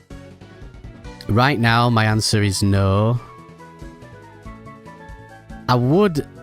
It's always crossed my mind about doing one. But I don't know. I'm a little bit iffy about it. Just because I know there's some like weird stuff that can go on in Discord servers. And I don't really want to have to deal with that or like have people affected by that. But I know that like you can just ban people and stuff, but it's definitely something I've thought about. Right now I would say no. I wouldn't really want to do one, but maybe, definitely maybe one day. It has always like been appealing to have one, to like have all the community in one place where everyone can share stuff. Because I know like not a lot of people use social media and stuff like that. And I think it would be a good place to like have everyone together. But like, I always say this, like what I like about streams is, like let's say we have a stream and someone comes into the chat and they're acting like a bit, you know, they're acting like a dickhead, they're acting stupid. I can just ban them and then they're gone, like that's it. And I only ever have to put up with that, you know, 3 hours while I'm streaming. And then when the stream's off, I don't have to deal with it anymore. Whereas if if I have a Discord server, I have to be aware of that and deal with that possibly 24/7.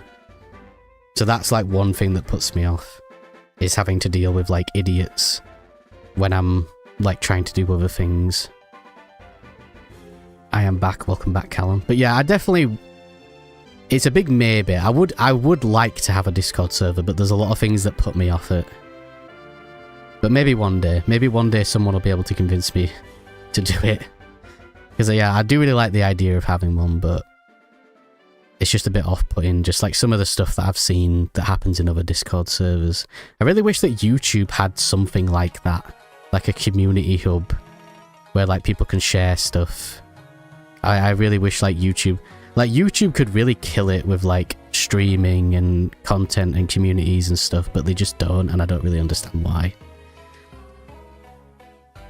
Like if there was like a community hub on YouTube where people could share stuff, like I reckon it would do really well.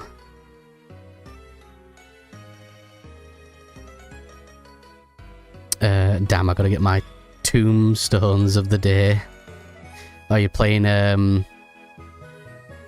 FF14? Totally understandable. Have a great day, sir.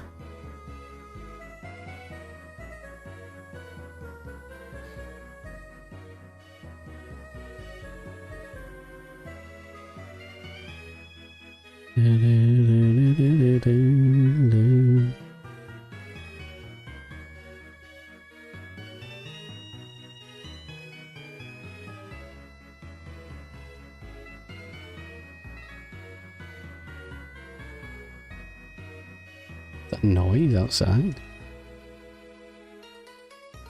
Some weird noise outside. Are you hunting anything at the minute, Callum? Wasn't it like the first stream you ever watched of mine, Callum, you were hunting like Palkia or something in Brilliant Diamond Shining Pearl? Oh wait, I messed it up. Why? What's wrong, Icy? It's that one meme.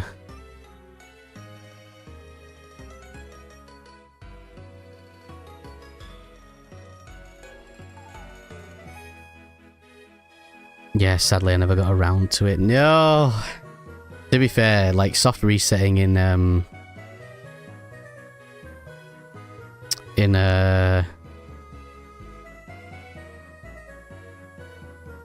BDSP, why did that escape my mind? Is like so slow.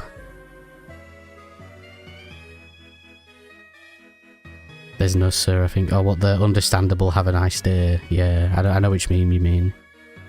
I do trophy hunts. Well, Adam's a trophy hunter. How many platinums have you got, Callum? Does anyone else do trophy hunts or like achievement hunting? I've never really been like into it. I've got a couple of like platinum trophies for games that I really like. Like I've got like Persona 3 Reload.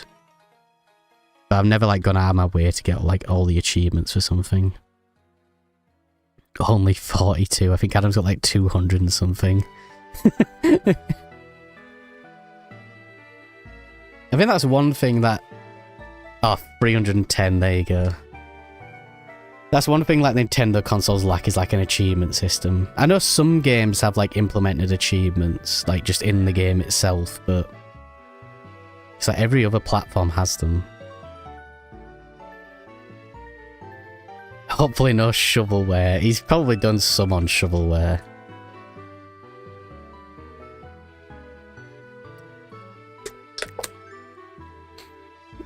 Like, oh, there's one that's like a free trophy. Well, what is it? There's some that are like just free platinums.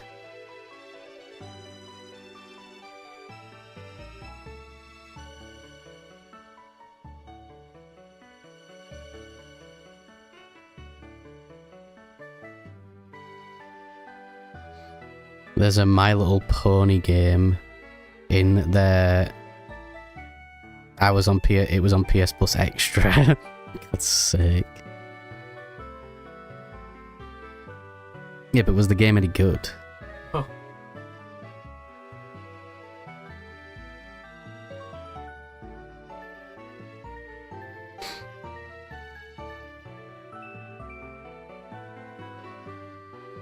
We haven't had Diego coming in doing his gambling.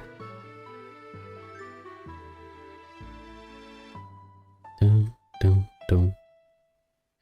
Dun, dun, dun, dun.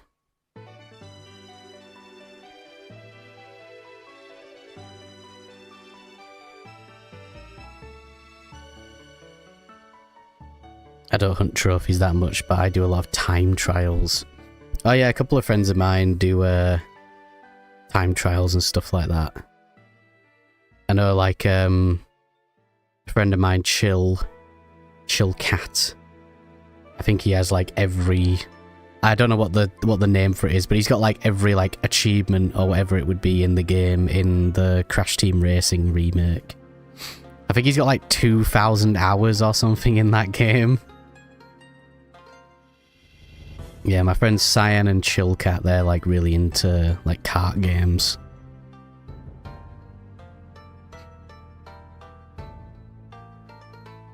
So like another thing I've never really been into. I don't think I ever even like really... Oh no, me and my brothers used to play Mario Kart DS. With like the DS download play. But nah, I never really had like... I don't even have Mario Kart 8.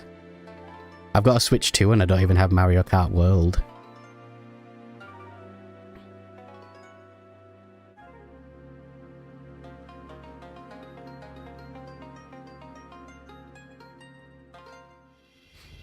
I play a lot of CTR. Recently got into the Carters 2. Oh yeah, I've heard the Carters 2 is really good. My friend Cyan always goes on about that. Is that the one where like... There's a lot of like mods, like a lot of community mods and stuff for it.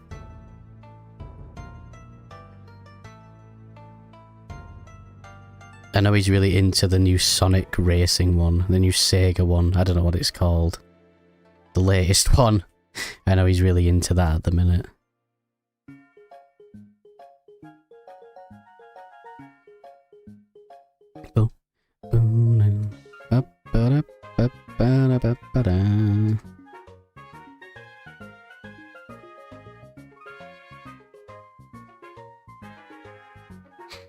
Yeah, I got really into it in the first beta and never stopped playing since. Got a few world records, bloody hell. It's quite fun. Yeah, I've heard good things about the karters too. I've heard it's quite good.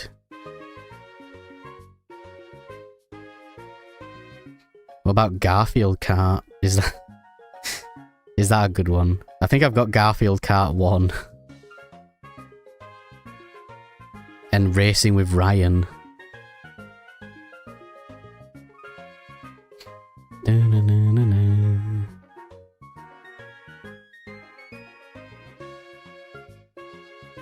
Yeah, I remember having CTR like back on PlayStation 1 as a kid, but I don't think I was ever very good at it.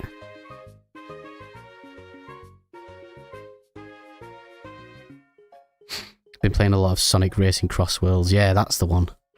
Maybe the first game I'll 100% without noticing. New Garfield car is actually really fun. Wait, there's a new one. There's another one. I didn't think they could top, like, the original.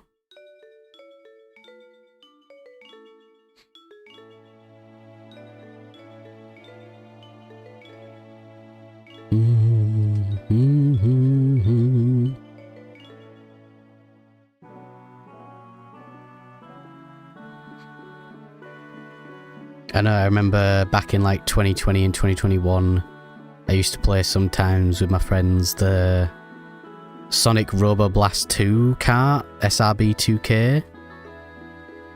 I think it's called something else now. But yeah, I used to play that on like my friend's server. With like loads of custom characters and stuff. Yeah, I think it's got a new name now, I can't remember what it's called though. No, my games are out of sync.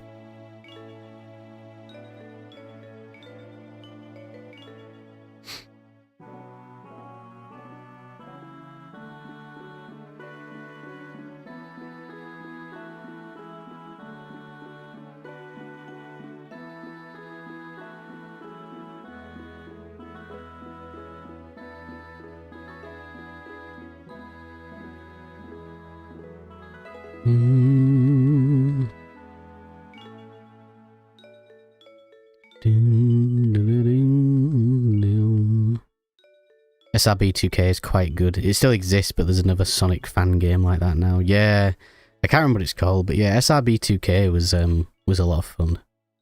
There used to be some like crazy like tracks, like fan tracks and stuff.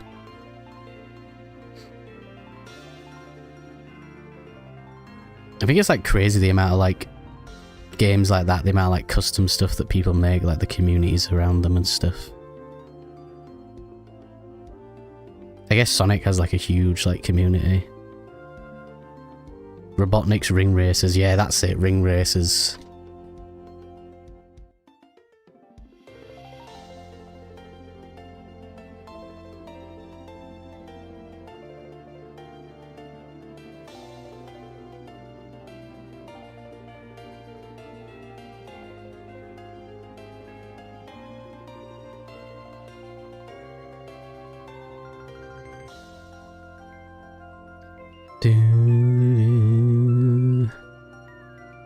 And we're on 2 hours. For people who are new here as well, I usually stream for around 3 hours. So, got like an hour and a bit left.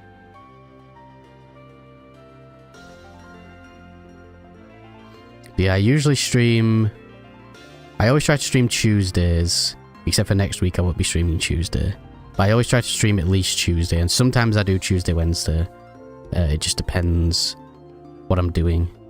But just check the schedule. I put a schedule on the community tab and Blue Sky every week. And usually you'll see the stream scheduled like the day before, if I am streaming, that is.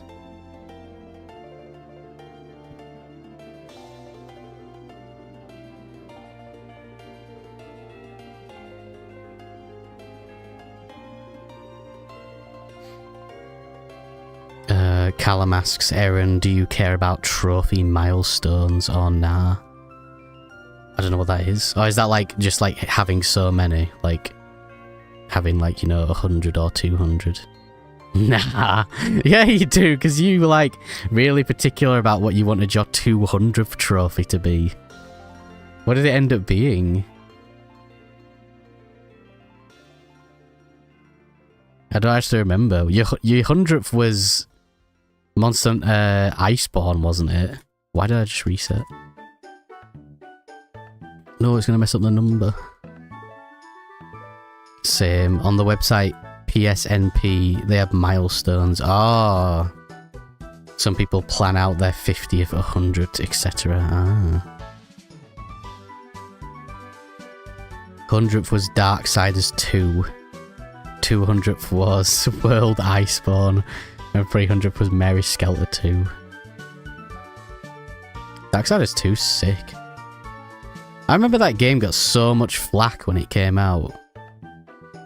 I don't know why. I think Darksiders 2 is great. Just like a Zelda game. I never played, to be fair though, I never played Darksiders 1, so maybe it was like very different or something. I think Darksiders 1 is more like a DMC style hack and slash, whereas Darksiders 2 is more like a semi-open world action adventure, like a Zelda game. And I haven't played Darksiders 3. Darksiders 2 is really good though.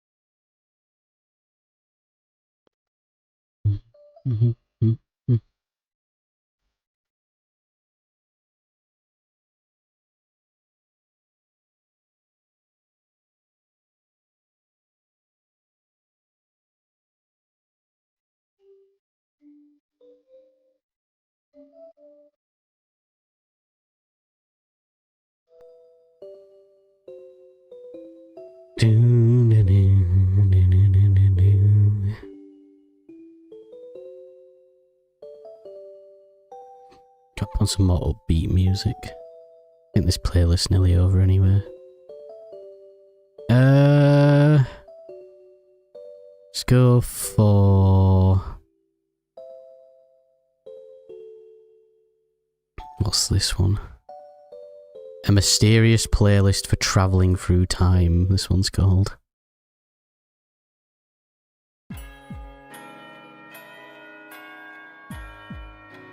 That's just Gen 4 music.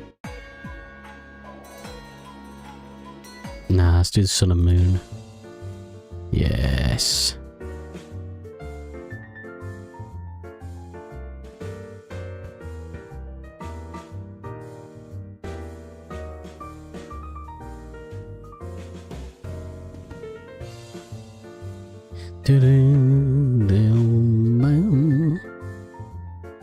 In fact, for people on stream, do you want to see a sneak peek of my shiny hunting setup for the EUIC shiny hunt? This will be your sneak peek. I think I've got a picture somewhere, hang on. It's proper scuffed. But yeah, you'll see more about it in the video when the video goes up next Thursday. Oh, I thought hang on, it should be on my drive.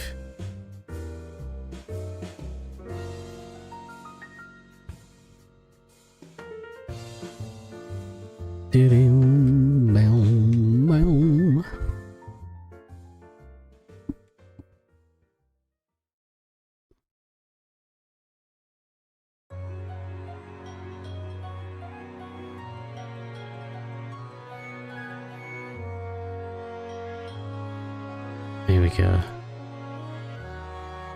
Download.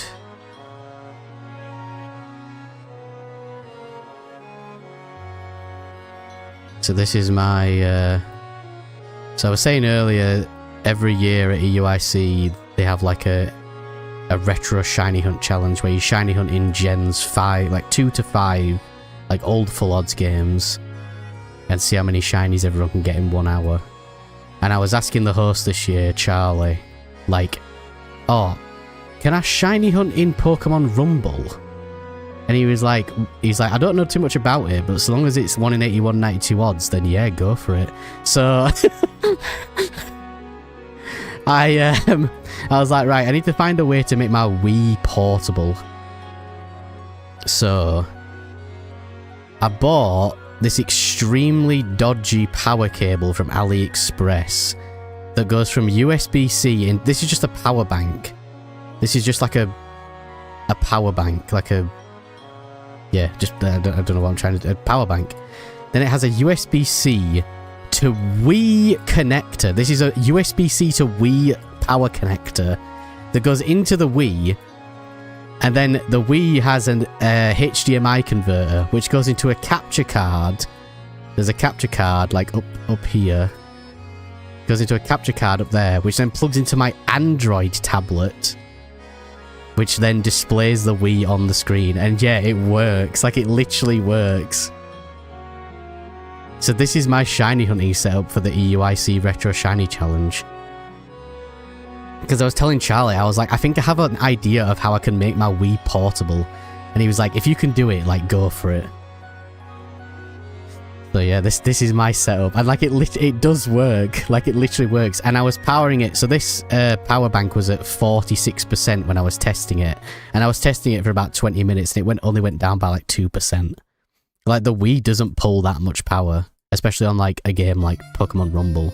But yeah, Pokemon Rumble is 81, 92 odds, but you see like hundreds of Pokemon every time you go through it. So it's like it's a really good way to hunt. The only thing is you can't transfer the Pokemon out of the game, like they're only in Pokemon Rumble. But yeah, this is my shiny hunting setup. Everyone else will have like DSs and Game Boys, and I'm bringing a Wii. So I just thought, like, it's such like a ridiculous idea, but it will probably work, and it is 81.92. So yeah, that's my shiny hunting setup for EUIC. Little sneak peek for people. OMG lol, look at this hipster. OMG what? The fact that it works is stunning. It just works. Yeah, it literally just works. Because I was even looking up like, because obviously the Wii has like a big power brick like to convert the voltage. But I was like, the Switch and like stuff and the other like my Steam Deck like can output 4K with USB-C. Like, USB-C is extremely versatile. So it's like, there's no reason why it shouldn't work. The cable is very dodgy, but like, it works.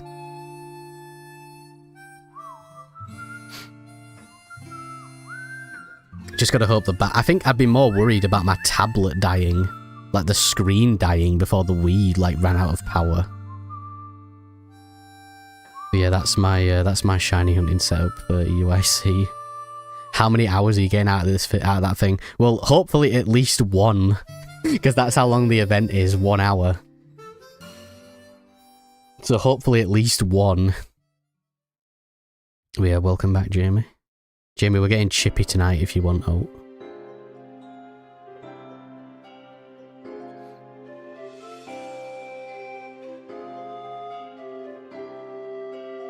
Yeah, I think that's going to be like really funny for the video.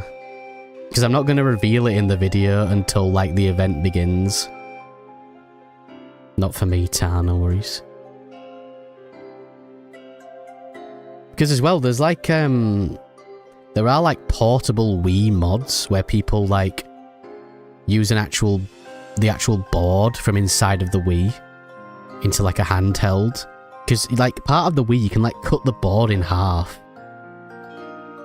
And it still works. And people power those with like you know, lithium-ion batteries. So there's no reason why my setup wouldn't work. So I gotta go. Good luck on the hunt. No worries, Icy. Thanks for dropping by. Thanks for hanging. Good luck on your own hunts. I'll see you again hopefully next time. I say the next stream will be next Friday. For the Pokemon Presents. I think it's next Friday. Well, it'll be whenever Pokemon Day is. When is Pokemon Day 2026? Right, well, it's not the 8th of February, because that's just not true. February 27th. So yeah, next Friday. Next Friday. Oh no, it's not next Friday. It's the Friday after. I thought it was next Friday. Okay, I guess I've been lying then. Okay, it's the Friday after. Okay, so next week I might stream on Wednesday then, if that's the case. Because I definitely won't want to stream on Tuesday, because I'll be getting back from London on Monday evening. And then I'll probably edit the video on Tuesday. So I might stream on Wednesday next week. And then new video on Thursday. Yeah, we'll do that, we'll do that. Sorry, I've been like lying the whole stream. Saying that Pokemon Day is next Friday, it's definitely not.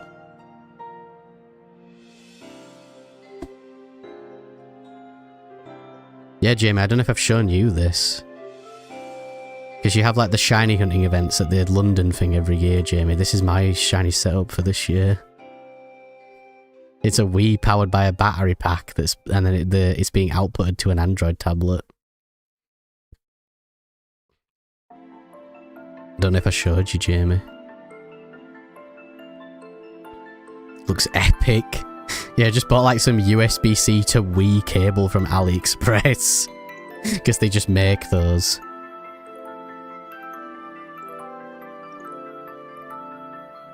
There's some cool stuff on AliExpress. I've seen like 3DS to USB-C like adapters. Like you plug it into your DS with just a normal DS port, and then you just plug a normal USB-C cable into it. Like I was thinking of getting a couple of those. Because it just saves you like bringing around loads of different plugs. You just bring like the one plug for everything.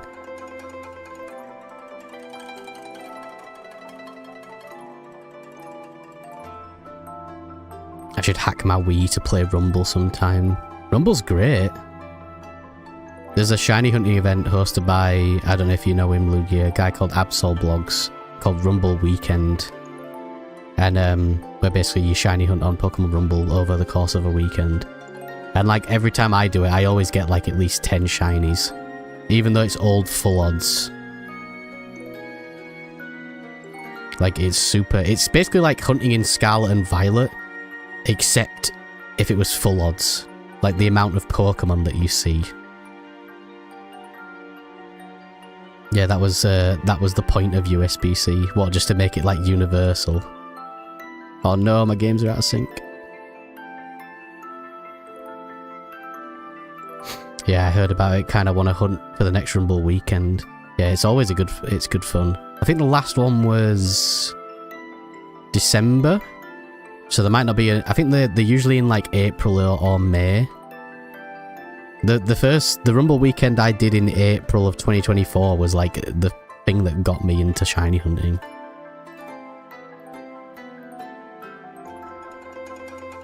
Might gonna do the same thing as you and hunt on Steam Deck. Yeah, it's the best way to do it. I would have done that at EUIC, but it's like a semi-official event. So I didn't want to like bring anything that runs like emulation or anything. I wanted to do it on like proper hardware. Because if they'd have allowed emulation, I would have just brought my Steam Deck and played it on that. But now I have to do it in the really jank Wii setup. But yeah, playing it on Steam Deck's great. It's like really fast. Like it's got like there's like 60 FPS when the game isn't supposed to run at 60 FPS. And the controls are really nice, and like being able to play it portably is really nice.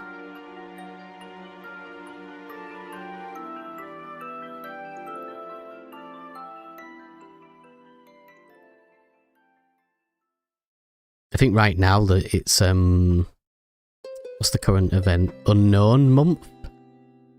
Where you hunt like a shiny unknown, and then depending on what letter it is, you then hunt a shiny with that letter, like starting with that letter.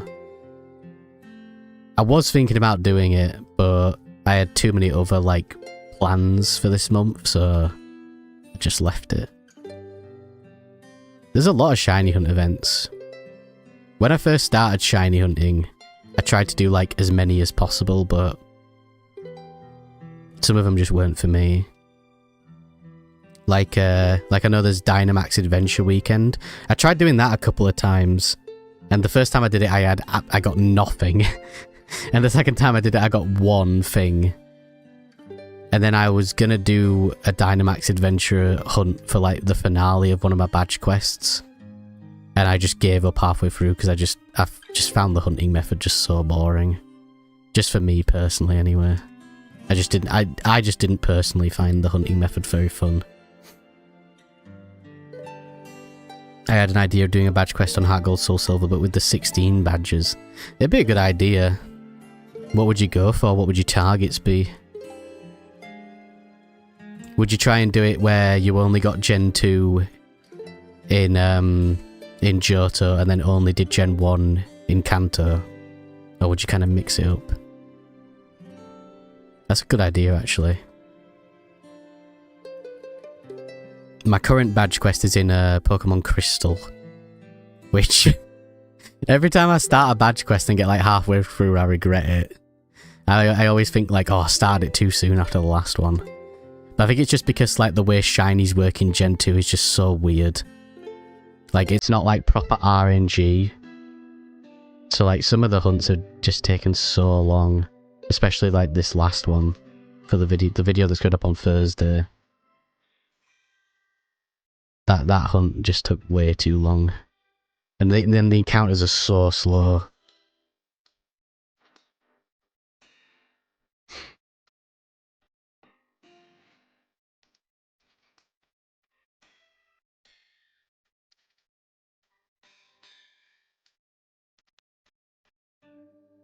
But like, because I'm hoping...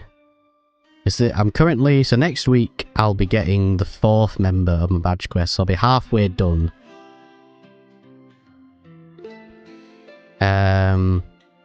So I'm hoping to get the quest done before I go to Japan in November this year.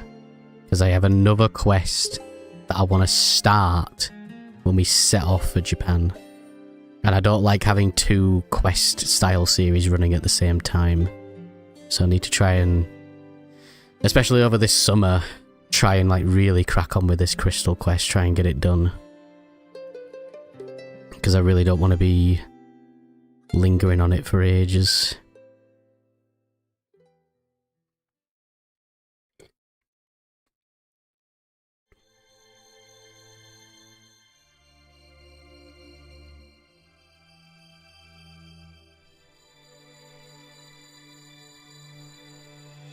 Do-do-do.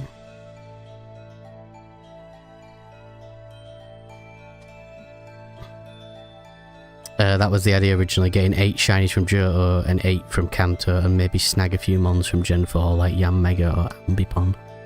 It's a good idea for a hunt series.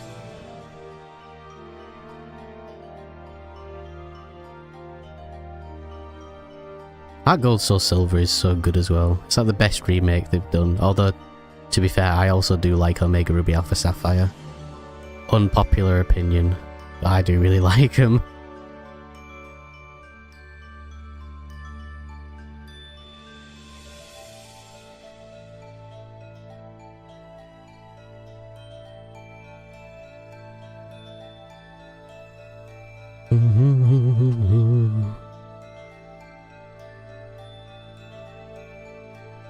I really like Gen 2 and Gen 3 remakes.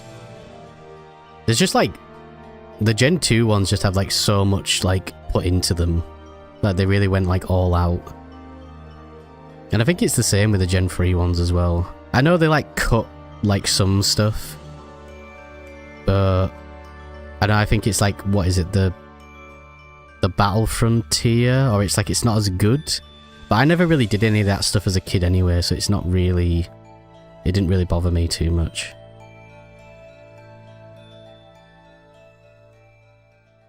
Gen 2 is my favourite, but it's the difficulty spike that always catches me out. Like, they made the games so you can only use 3 or 4 mons. Skill issue. God's sake. This was a big debate recently, wasn't it? Like the EXP share debate. I saw that going on Twitter.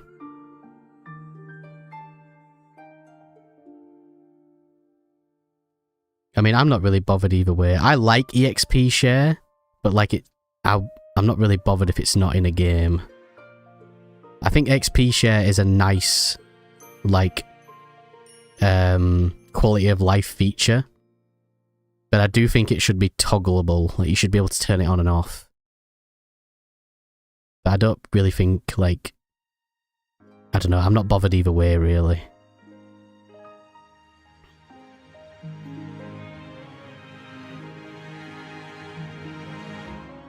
I really want to do a hunt for a shiny costume in Battle Revolution. Yeah, I do too. But it's just... I think that's, like, one of the most off-putting hunts for me. It's like each one takes so long, each like round. And then you've still got to win as well. You've got to win like the battle. Yeah, that's one I'd really like to do. I think the main thing for me, especially with hunts, is like being comfortable. Like I'd have to find a way to make it like really comfortable. Like I love hunting like this. So like right now, all 4 of these games, I'm controlling them with one controller, like one wireless controller. And then I've got an automatic thing that like ticks the reset counter up. So all I have to do is just mash buttons with my controller and I can slouch like a true degenerate in my chair. So I think it's just about making that kind of hunt comfortable. Especially when it's so long between like encounters, quote unquote.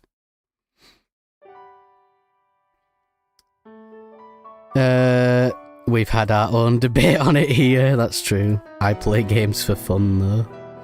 I think group EXP share is stupid unless you are endgame, to be honest. Not even in a gatekeeping sense. Just makes the game beyond easy. You are easily over-leveled compared to everything. Yeah, it's true. I just like that though, to be fair. I mean, I can hunt on a Wii and Wii U, but yeah, it's kind of hard. I think on the Wii U it would be a bit nicer because you can play it through the gamepad. So like you could kind of play it portably. But yeah, it's definitely a hunt I would really love to do. I think it's one of those where like you would kind of have it in the background. Like you would be hunting something else and then that would just be kind of something in the background. It wouldn't have to be something you would focus on because I think I would lose my mind. Yeah, I forgot about that. Yeah, you could like make it portable. Could even run it through Steam Deck. Do it that way. Because then you could always put the save. If you got a modded Wii, you could put the save onto the disc. Well, not onto the disc, but onto the Wii.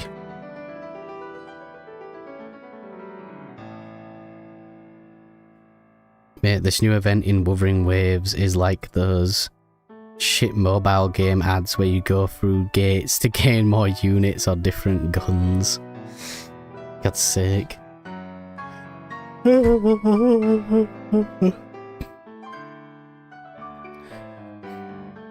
Now I have to get a second Wii U to get a portable Battle Revolution hunting setup. I'm so debating getting a Wii U, but the cheapest I ever find them is like £100. But I don't know. It's a big maybe. I've already got too many consoles. I think it's definitely a hunt I'd probably do on my Steam Deck.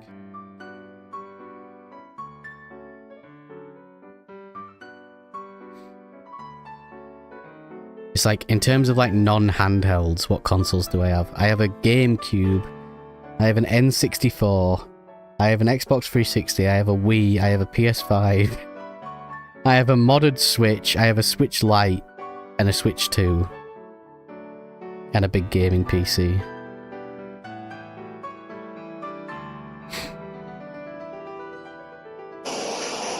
Hydrate. I actually don't have anything. Oh. I don't have a drink. No. My drink ran out.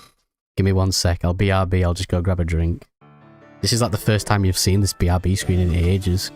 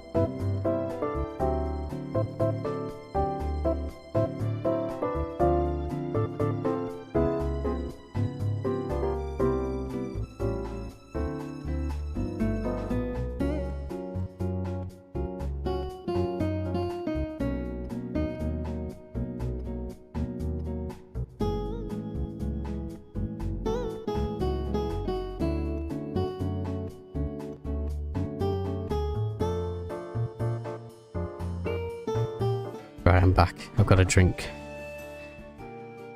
Oh no, where'd the top game go?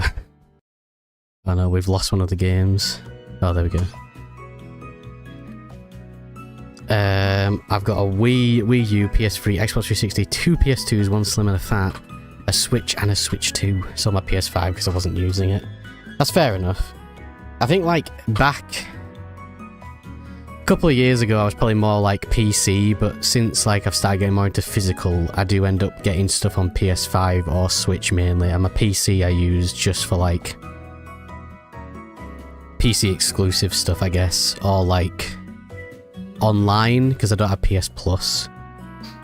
And then like, I mean, I mainly use it for editing really. But yeah, I was debating getting a PS3 as well, but there's nothing really on PS3 that hasn't been ported that I'm interested in anyway. Whereas Xbox 360, there's loads of stuff that never got ported. Plus, if I was going to get a PS3, I would want the one that does PS2 and PS1, but apparently those ones are really prone to, like, breaking. Right, here you go, here's your drink, Callum. Ah, lovely drink.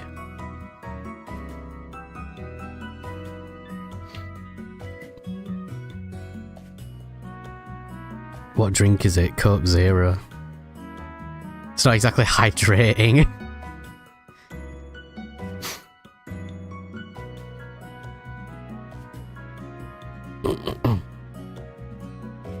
By the way, for people who are new here as well, if you look on the bottom of the screen, you'll see those little like Pokemon avatars.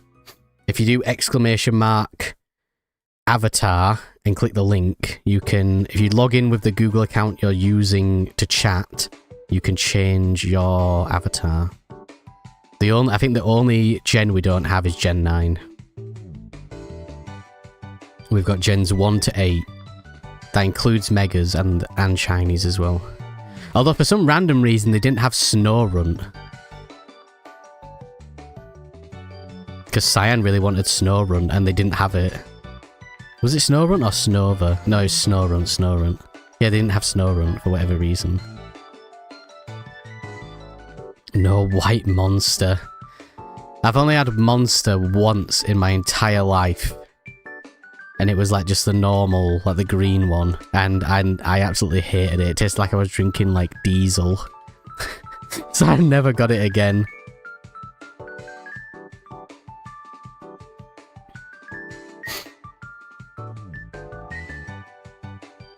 Easy to miss stuff when you have like 1k Pokemon. But it's just so funny how it was like the one that Cyan wanted, and it was the only one that was missing from Gen 4. Oh no, Gen 3, sorry. Still it's Gen 3, isn't it? Pretty sure it is.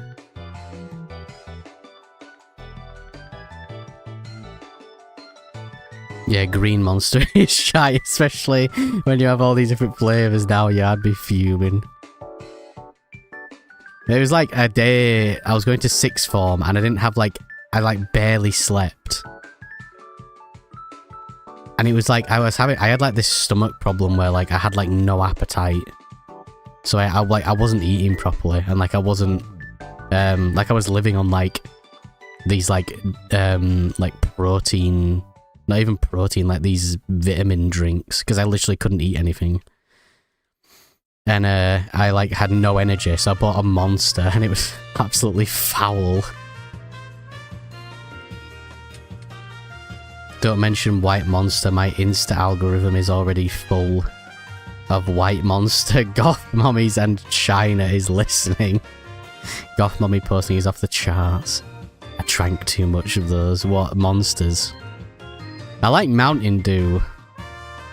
But Mountain Dew's probably not much better. It's probably still got like the same amount of caffeine and sugar in it. I keep getting them sorts of videos. God's sake. I just get like food videos on Instagram. Like loads of like food videos. I barely use Instagram, to be fair though.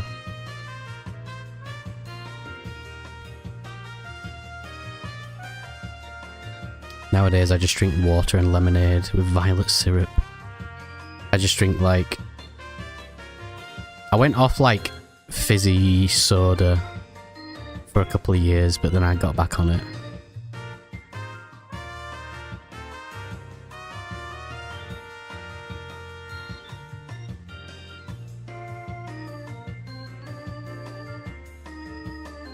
Say my favourite soda is probably like a cloudy lemonade.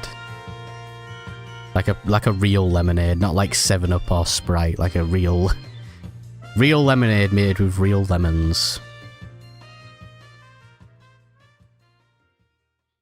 Or a Dandelion and Burdock, which is like a British, like, kind of like a root beer type drink.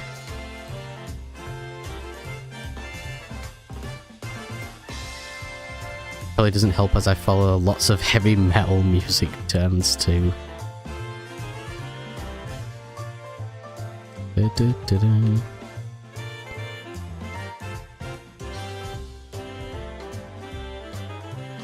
yeah, Callum, I remember us talking about Joji a couple of weeks ago. Have you listened to the new Joji album, Callum? Because I know you were saying before you liked like his older stuff. Well, his new album is very much like his older stuff. Like his OG, like SoundCloud stuff, so I reckon you'd probably like it.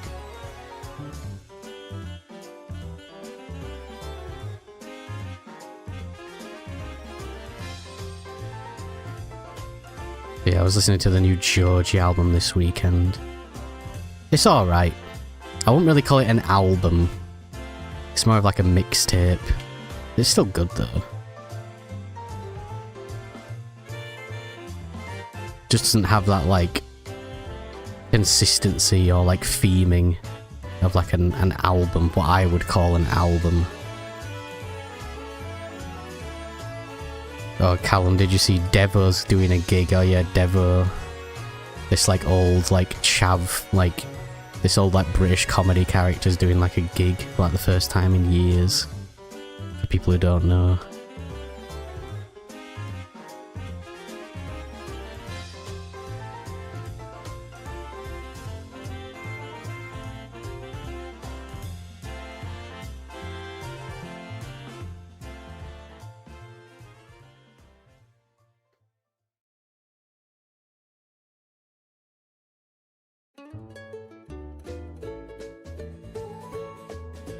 Bum bum bum.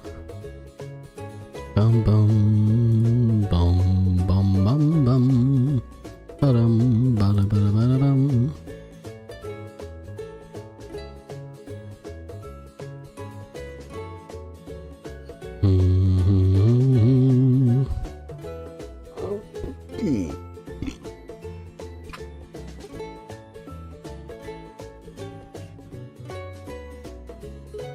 Of is he? Yeah, he is. He actually is.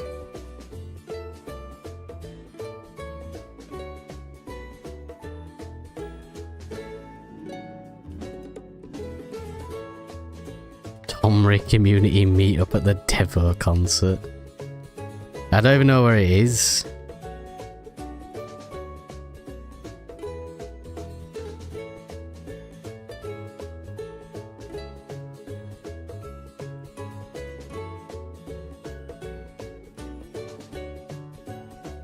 Manchester. He's playing one in Bradford. Wait, is he actually? Okay, we've got to go now. It depends when it is.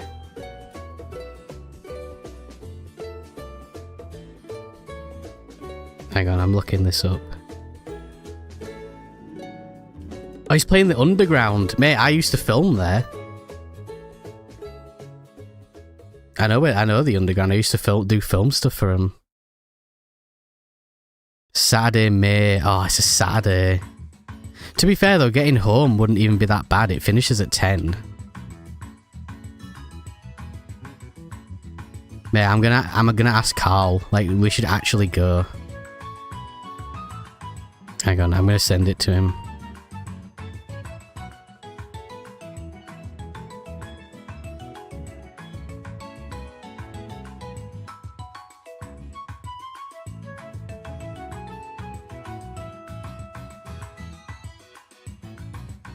I'm sending it to Carl. Yeah, I'm definitely going to that. Even though it's on a Saturday, like it doesn't end too late, so I could still like get home at a decent time and be up for Sunday for work.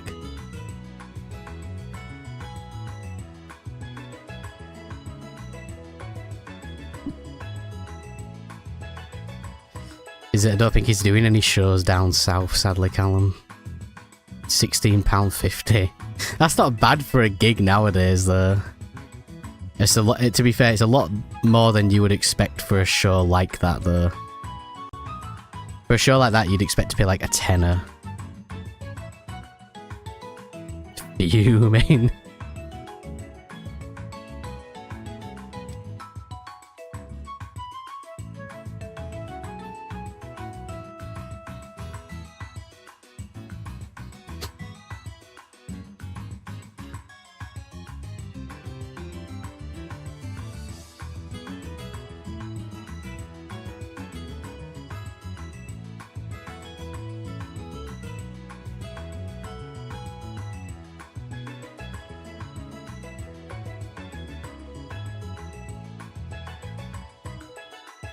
I just paid 45 quid for Bill Murray.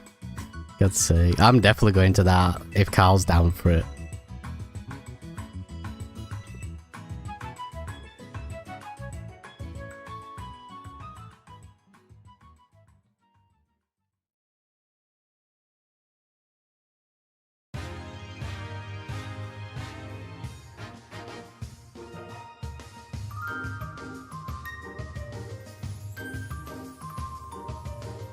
Donny Soldier.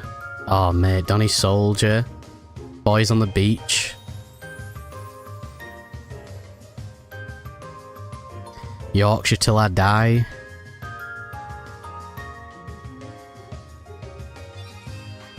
I'll try and like incorporate it into one of the badge quest videos.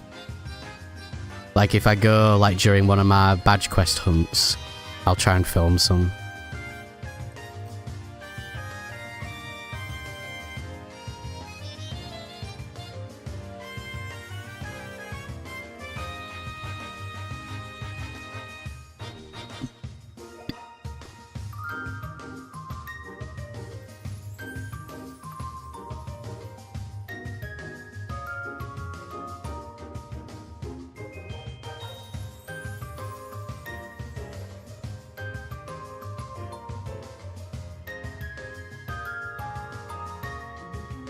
time we on? 2.5 hours. Got half an hour left. Not done too bad. 1,600 resets. What did we start on? Like 700 and something? 750 or something? So we've done like over double. Well, we've doubled it, basically. It's not too bad.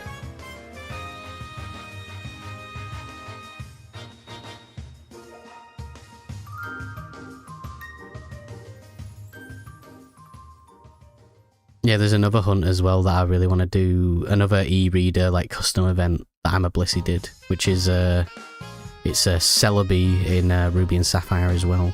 But I don't think I'll do that right after doing this. Probably wait a bit.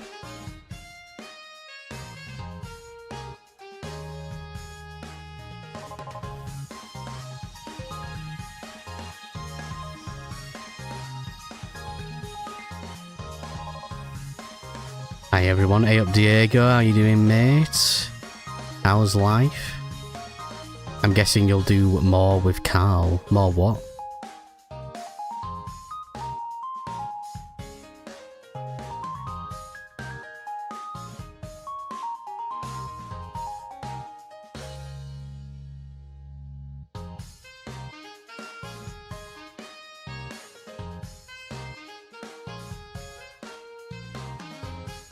Formalities aside. I mean, without, as in resets.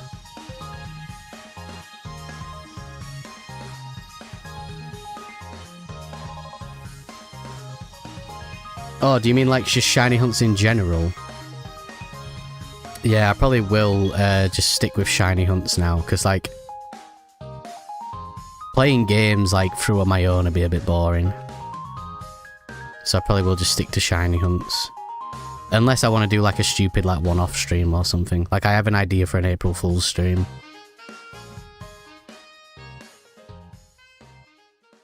But yeah, streams will be primarily just shiny hunts now. But like I've said throughout this stream, this hunt is not a shiny hunt. Like, it's not a stream shiny hunt. I'm just doing this because I had nothing else to stream. But I still wanted to stream today. Gamble all. Oh, rip Diego. Oh, you won 300 apparently.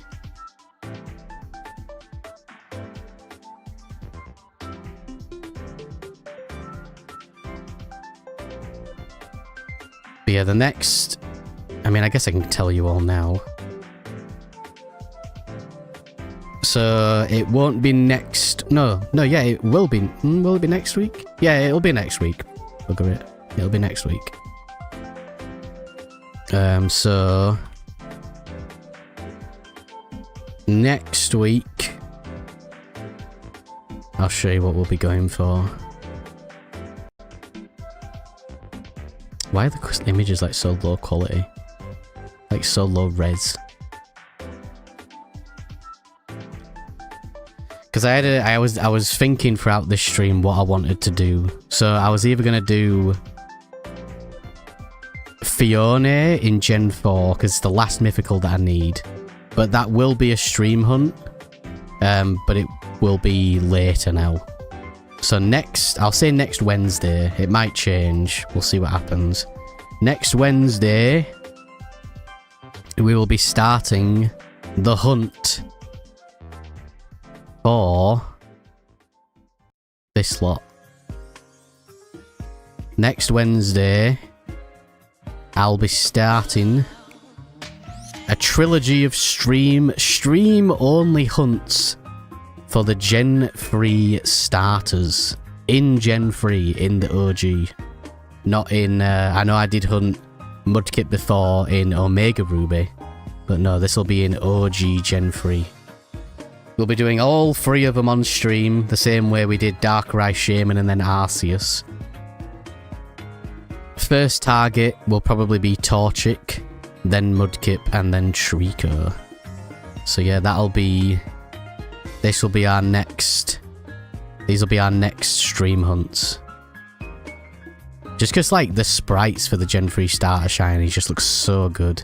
And I really want to have them all. I probably won't be evolving them either, I'll just be keeping them, like, as the first stage. But But yeah, that's the next stream series of shiny hunts.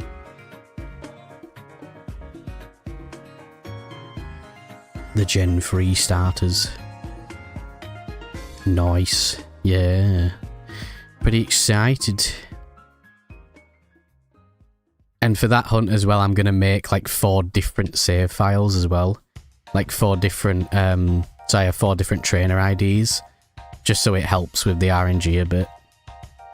Is Mew just a one-off? Yeah, this is just a one-off because I had nothing else to stream today. This is a hunt I've been doing off-stream. This will still be a video, this hunt. But it won't be any more streams of it.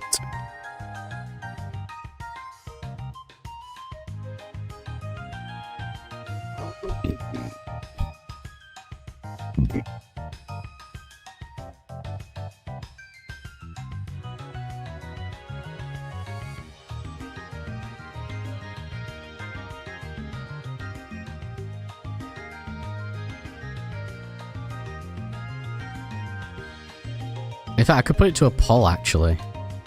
Yeah, we can do a poll now, right? How do you do a poll?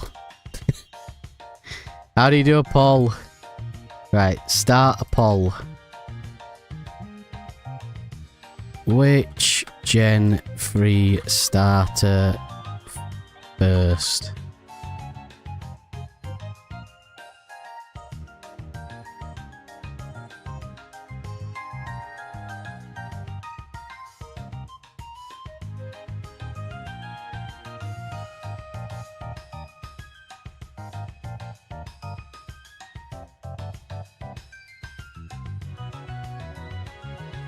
Right, here you go. This is for everyone who's watching right now. The poll. There you go. There's the poll. Vote for which Gen 3 starter we should hunt first.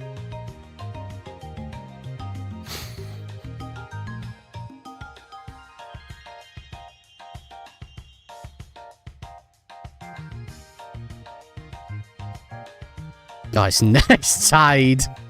Oh, for God's sake. We will be doing all of them, but like, which one would people want to see first? And also, we'll be bringing back, I know people have missed it, we'll be bringing back the add an image to stream layout. That'll be coming back. And we'll also have the predictions as well. The predictions will be coming back. And then, as usual, whoever is closest, whoever's prediction is closest will get to name the shiny when we get it. We'll be bringing all of that back. What year is it? What do you mean?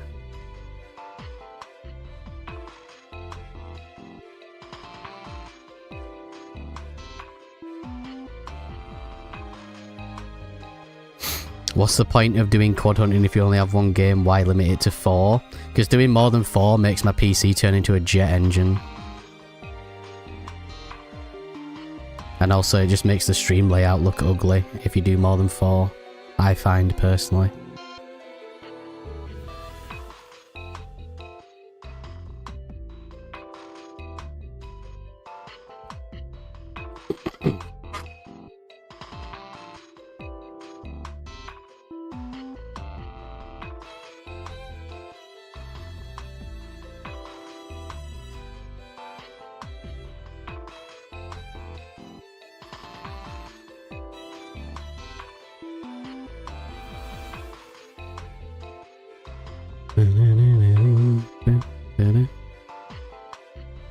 Why not 46 million?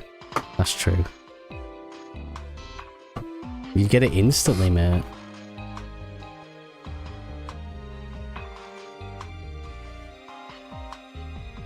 Is that meant to be a shiny Sneasel? Just shiny Sneasel doesn't look like that. You what? Oh.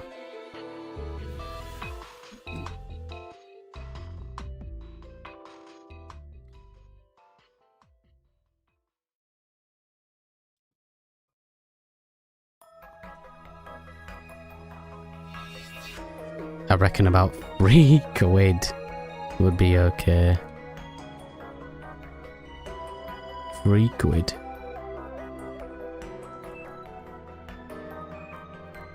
Oh, Trico and Torchic are neck and neck now.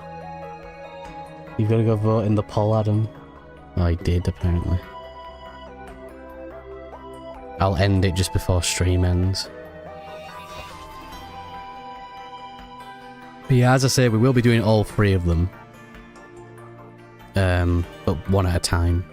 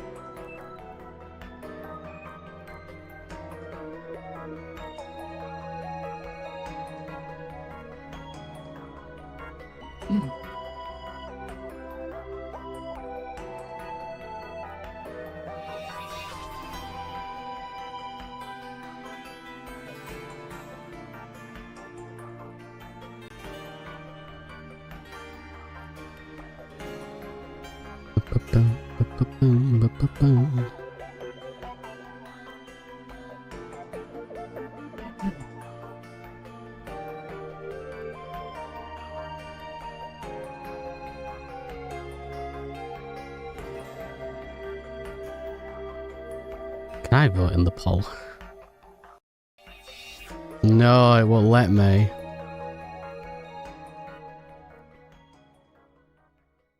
I could log into one of my other accounts and do it. Nah, I won't. Oh, apparently my EUIC booking is confirmed, even though I booked it like a week ago, 2 weeks ago. What are your realistic predictions for Pokemon Day? Because they're making out as if there's going to be lots to announce. Yeah, they said that last year. Right, realistic, right, Gen 10 announcement. Like, I honestly think Gen 10 is going to get announced. Mobile game crap.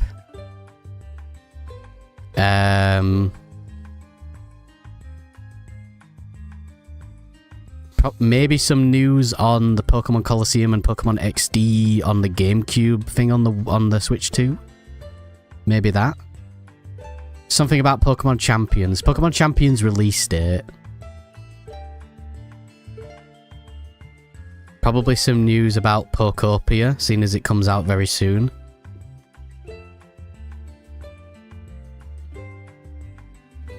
And like, I guess like one unrealistic expectation, Gen 1 port to the Switch. But it's not Switch Online, it's a separate thing. But it'll be Gen 1, and not Gen 1 remakes. And only Gen 1.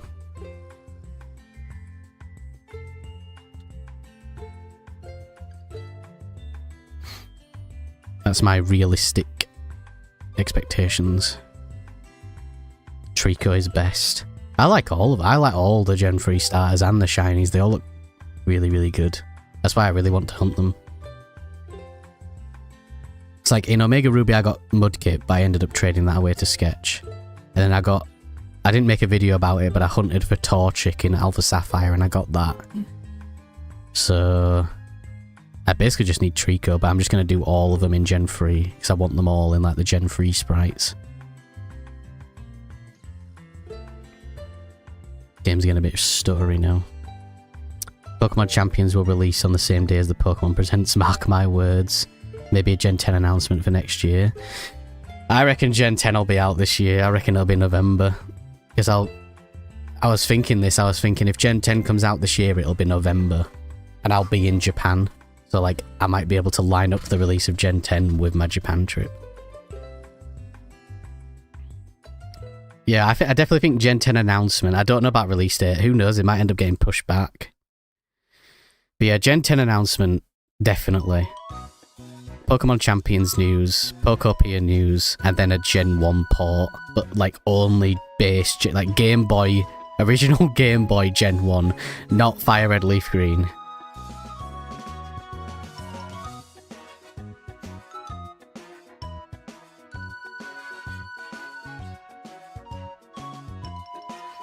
My predictions, Gen 11. They're just skipping 10. Pokemon 2. Bloody hell. At least one card announced. A real Rotom iPhone. To be fair, that wouldn't surprise me. Pokemon Woke, the sequel to Sleep, and Let's Go Cyndaquil. I don't think they'll ever do another Let's Go game. Because like Pokemon Go's nowhere near as big as it used to be. Oh, I like Let's Go. Shiny hunting in that, I've never actually shiny hunted in it, but shiny hunting looks very fun. And I would like to try it someday. Yeah, I like Let's Go. That was the first game I ever got on Switch. It's funnily enough, like, in 2018, I went to Japan in November, and I bought my Switch in Japan, and I bought Let's Go, like, on launch day in Japan.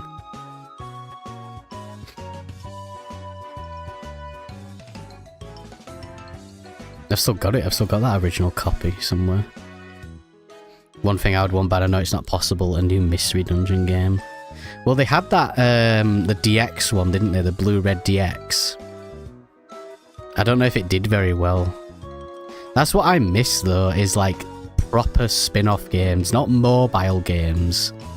Like, real spin-off games. Like the new one, like the Ditto Pokopia game.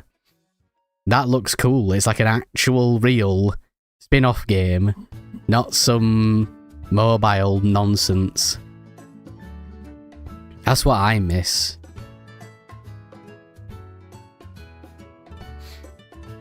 Think about like when the original like the original Gen 1s came out, like how many spin-offs there were. Like Pinball, Stadium, Snap, the TCG Game Boy game. Like, there was so much stuff. You had all the movies. When was the last time we had a Pokemon movie?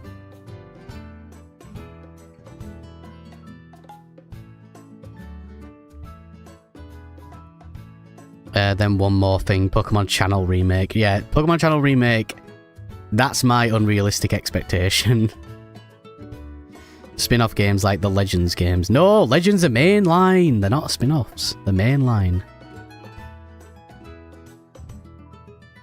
The Game Freak literally confirmed that Legends games are mainline. Yeah, I really want a new Ranger with the Switch 2 mouse mode. Oh yeah, that'd be sick.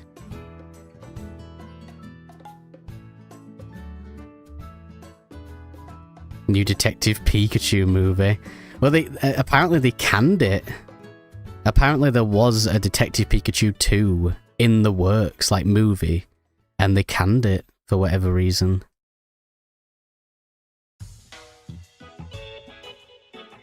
I like Detective Pikachu. It wasn't terrible.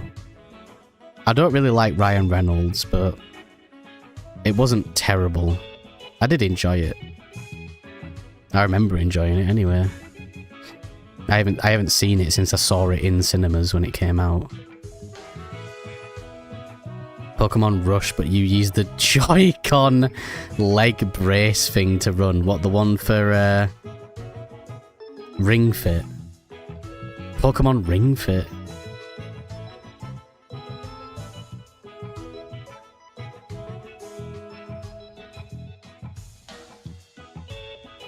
Imagine, like, just watch now. Like, they'll announce a Pokemon game it can only be played with the Switch 2 camera, and all the Switch 2 cameras are going to shoot up in price. Because they're so cheap right now because no one's buying them.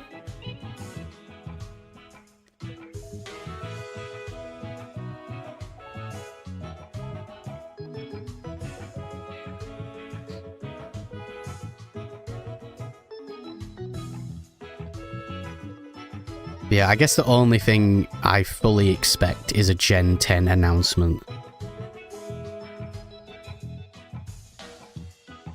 which will be like right at the end of the showcase. And I will be streaming that. It's not next Friday. I've been saying that throughout the stream. It's not next Friday, it's the Friday after, 27th. Well, that's when Pokemon Day is, and they always do a presents on Pokemon Day. So, 27th, I'll be streaming it. Reacting, doing my PogChamp reaction. If you've ever seen me react to like any of the Nintendo Directs, you know that my reactions are like very underwhelming. I think the only time I like reacted strongly was when like during the Switch 2 presentation and they announced like the GameCube thing, and then they showed what was coming to it and it was Colosseum and XD, and I was like, oh shit! They're actually making the games playable. Even though it's nearly been a year and they're not out yet. What do you think the gimmick will be? Megas. I reckon they'll keep them going.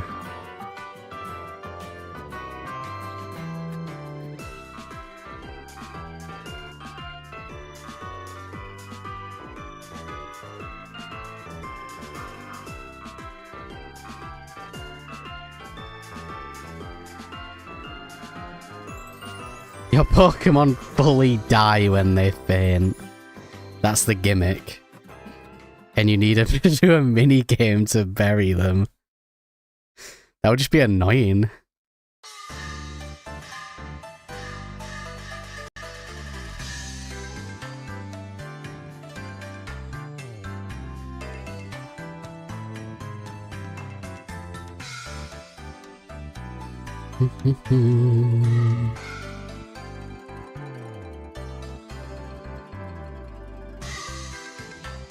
Oh, apparently I'm live right now.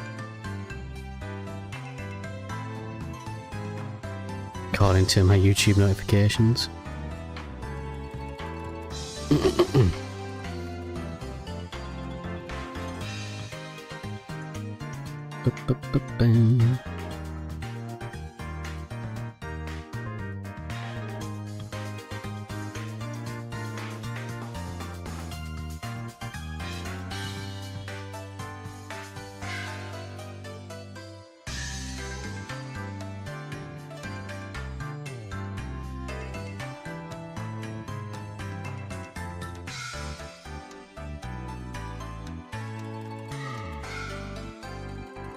Oh yeah, apparently there's going to be a demo of Pokopia at the at EUIC. So I'm going to try and play that. Oh yeah, I also, so last year they did like a meet and greet signing thing for like some of the artists for the TCG, which was a really cool idea. But the way that they distributed the tickets was horrific. Like, it was so bad. But this year it was a lot better. It was basically just, you signed up, you ticked like who you wanted to possibly meet, and then there was just like a big raffle, randomly selected people. Adam didn't get any. I got one.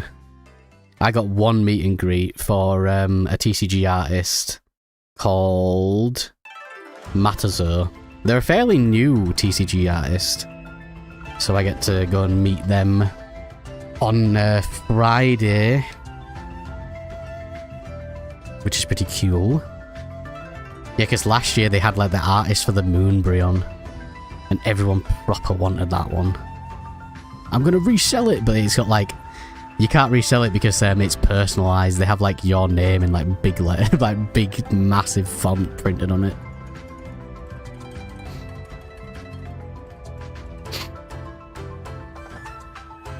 Seems like there's going to be a lot more to do at EUIC this year. I feel like last year they didn't expect it to like be as crazy as it was, so it felt very unprepared. Whereas this year it feels like, I mean, the Pokemon Center tickets were still horrific. Trying to get them was like horrific. Do you get to pick the card? It's not a card, it's a print. It'll be like a print of one of their artworks.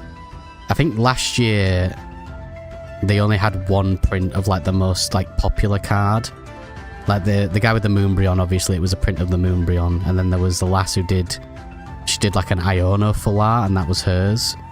And then there was the guy who did like the Giratina, like the otherworldly Giratina, and I think his was like Sandy Shocks. So if it's anything like last year, it'll just be like one print of like something, and you just get like your name and their signature on it. But they also did a Weavile art.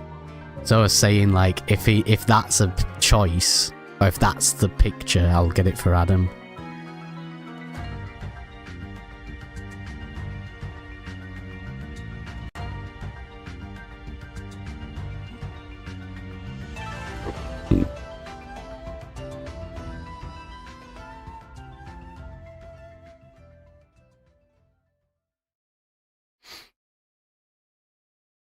So there were also some like some of the choices. There was like TCG artists, and then there was like community members, and like there was like quite a few YouTubers, and I'd never heard of any of them.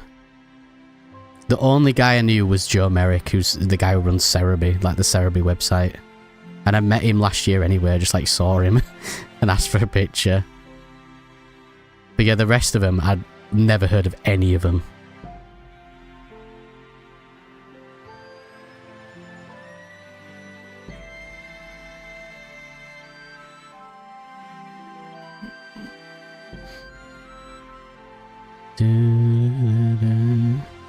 I was saying next year, like, I really hope that they don't do the regional in Birmingham again. I really hope it's somewhere else. And I kind of hope that they do EUIC somewhere else, just for a bit of change of pace. Because EUIC's been in London for, what, the past 3 years now?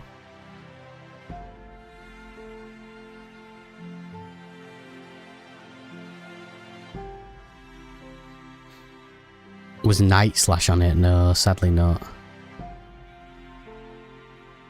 I even applied for a creator pass. They didn't give me it.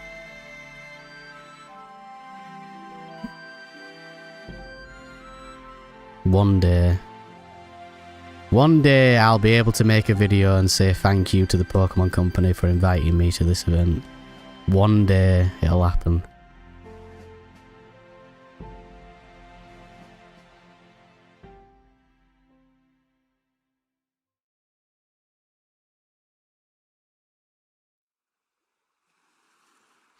Time we on?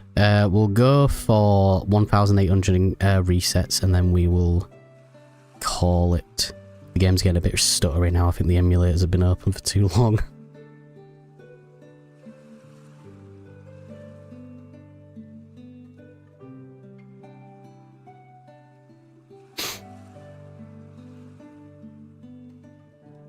Something like the flashing effect is like messing with the emulators. Clip that, clip what? Me saying it'll happen one day. I mean, yeah, one day. Maybe like when I like surpass like 1,000 or maybe 2,000 subs, maybe then. We'll see. Oh mate, the profile picture on this playlist, like for this music, it's Callum. It's the Squirtle with the glasses.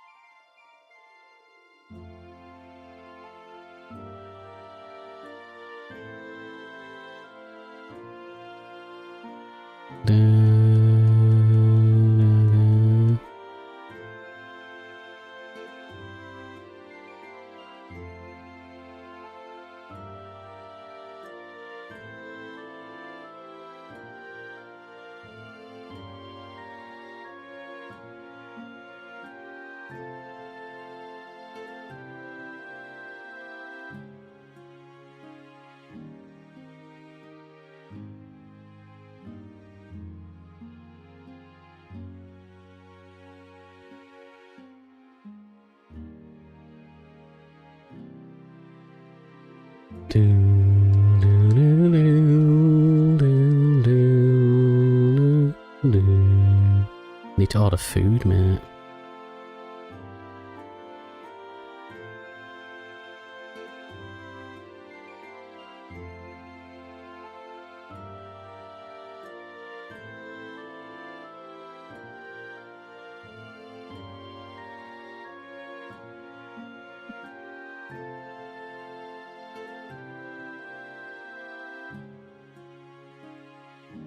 Who's winning? Oh, Trico's winning. Bloody hell.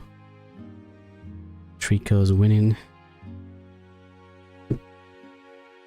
You don't want a curry sauce roll?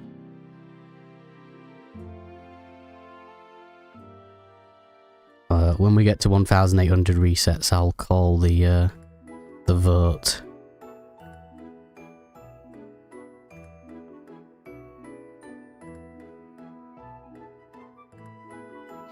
It's funny because if Trico wins, I was actually hunting Trico already for like a different video, but I've decided to not do that video.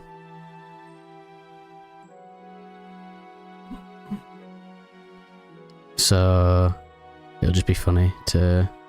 I mean, I might as well just include the encounters I've already got. Nah, I'll start from scratch, actually. What's Carl having for tea? I have no idea. Apparently he's not allowed to take his phone into his new job. Yes, like put it in a locker or something. Because I texted him yesterday at like...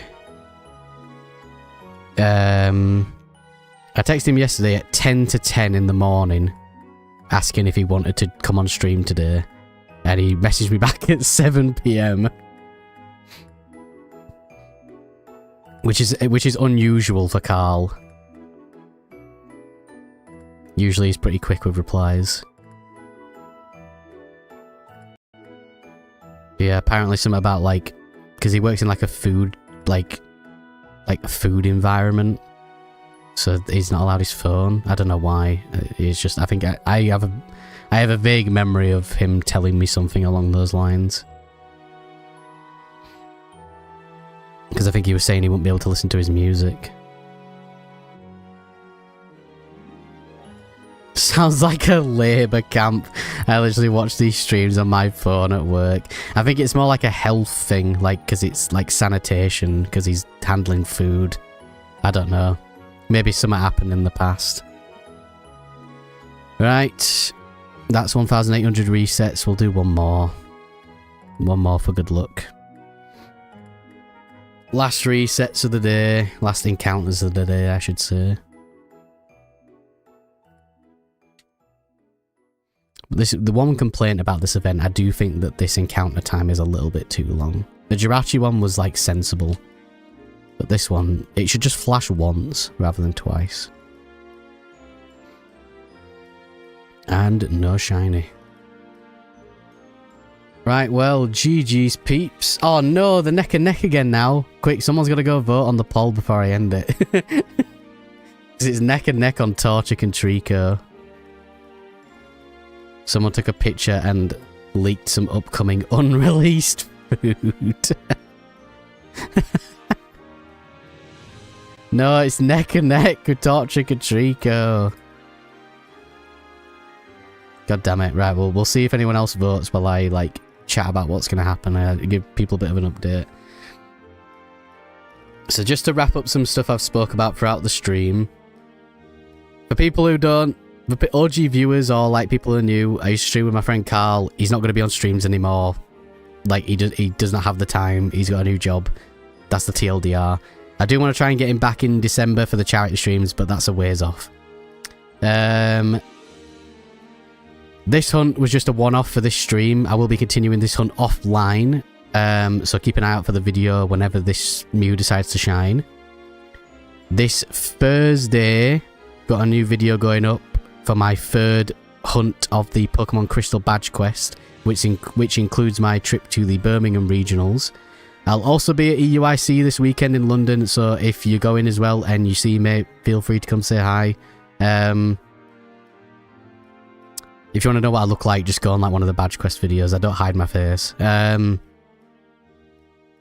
Next week, next Wednesday, I might stream, we'll see.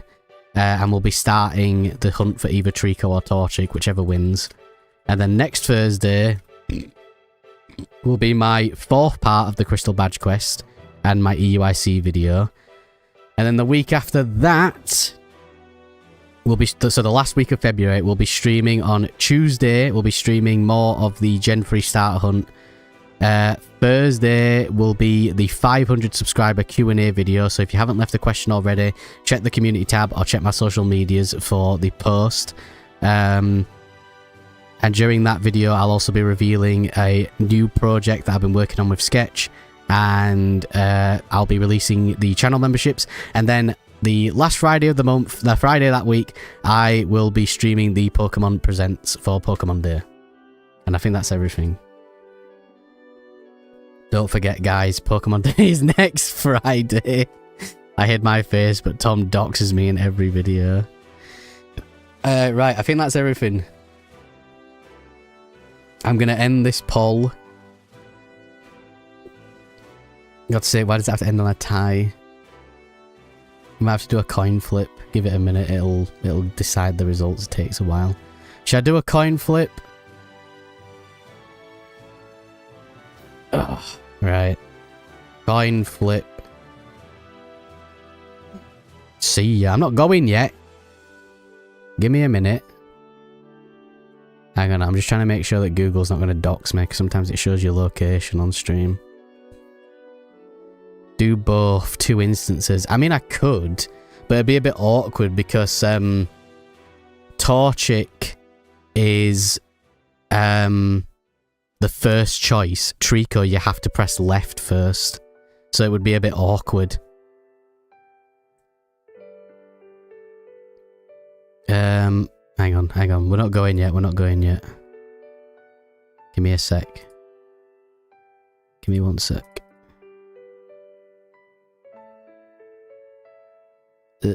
Just hide that. Right. Right, coin flip. Just trying to make sure it doesn't show my fucking location, because it loves to do that. Right, we'll flip a coin. Adam, what you call it, heads or tails? What's heads and what's tails?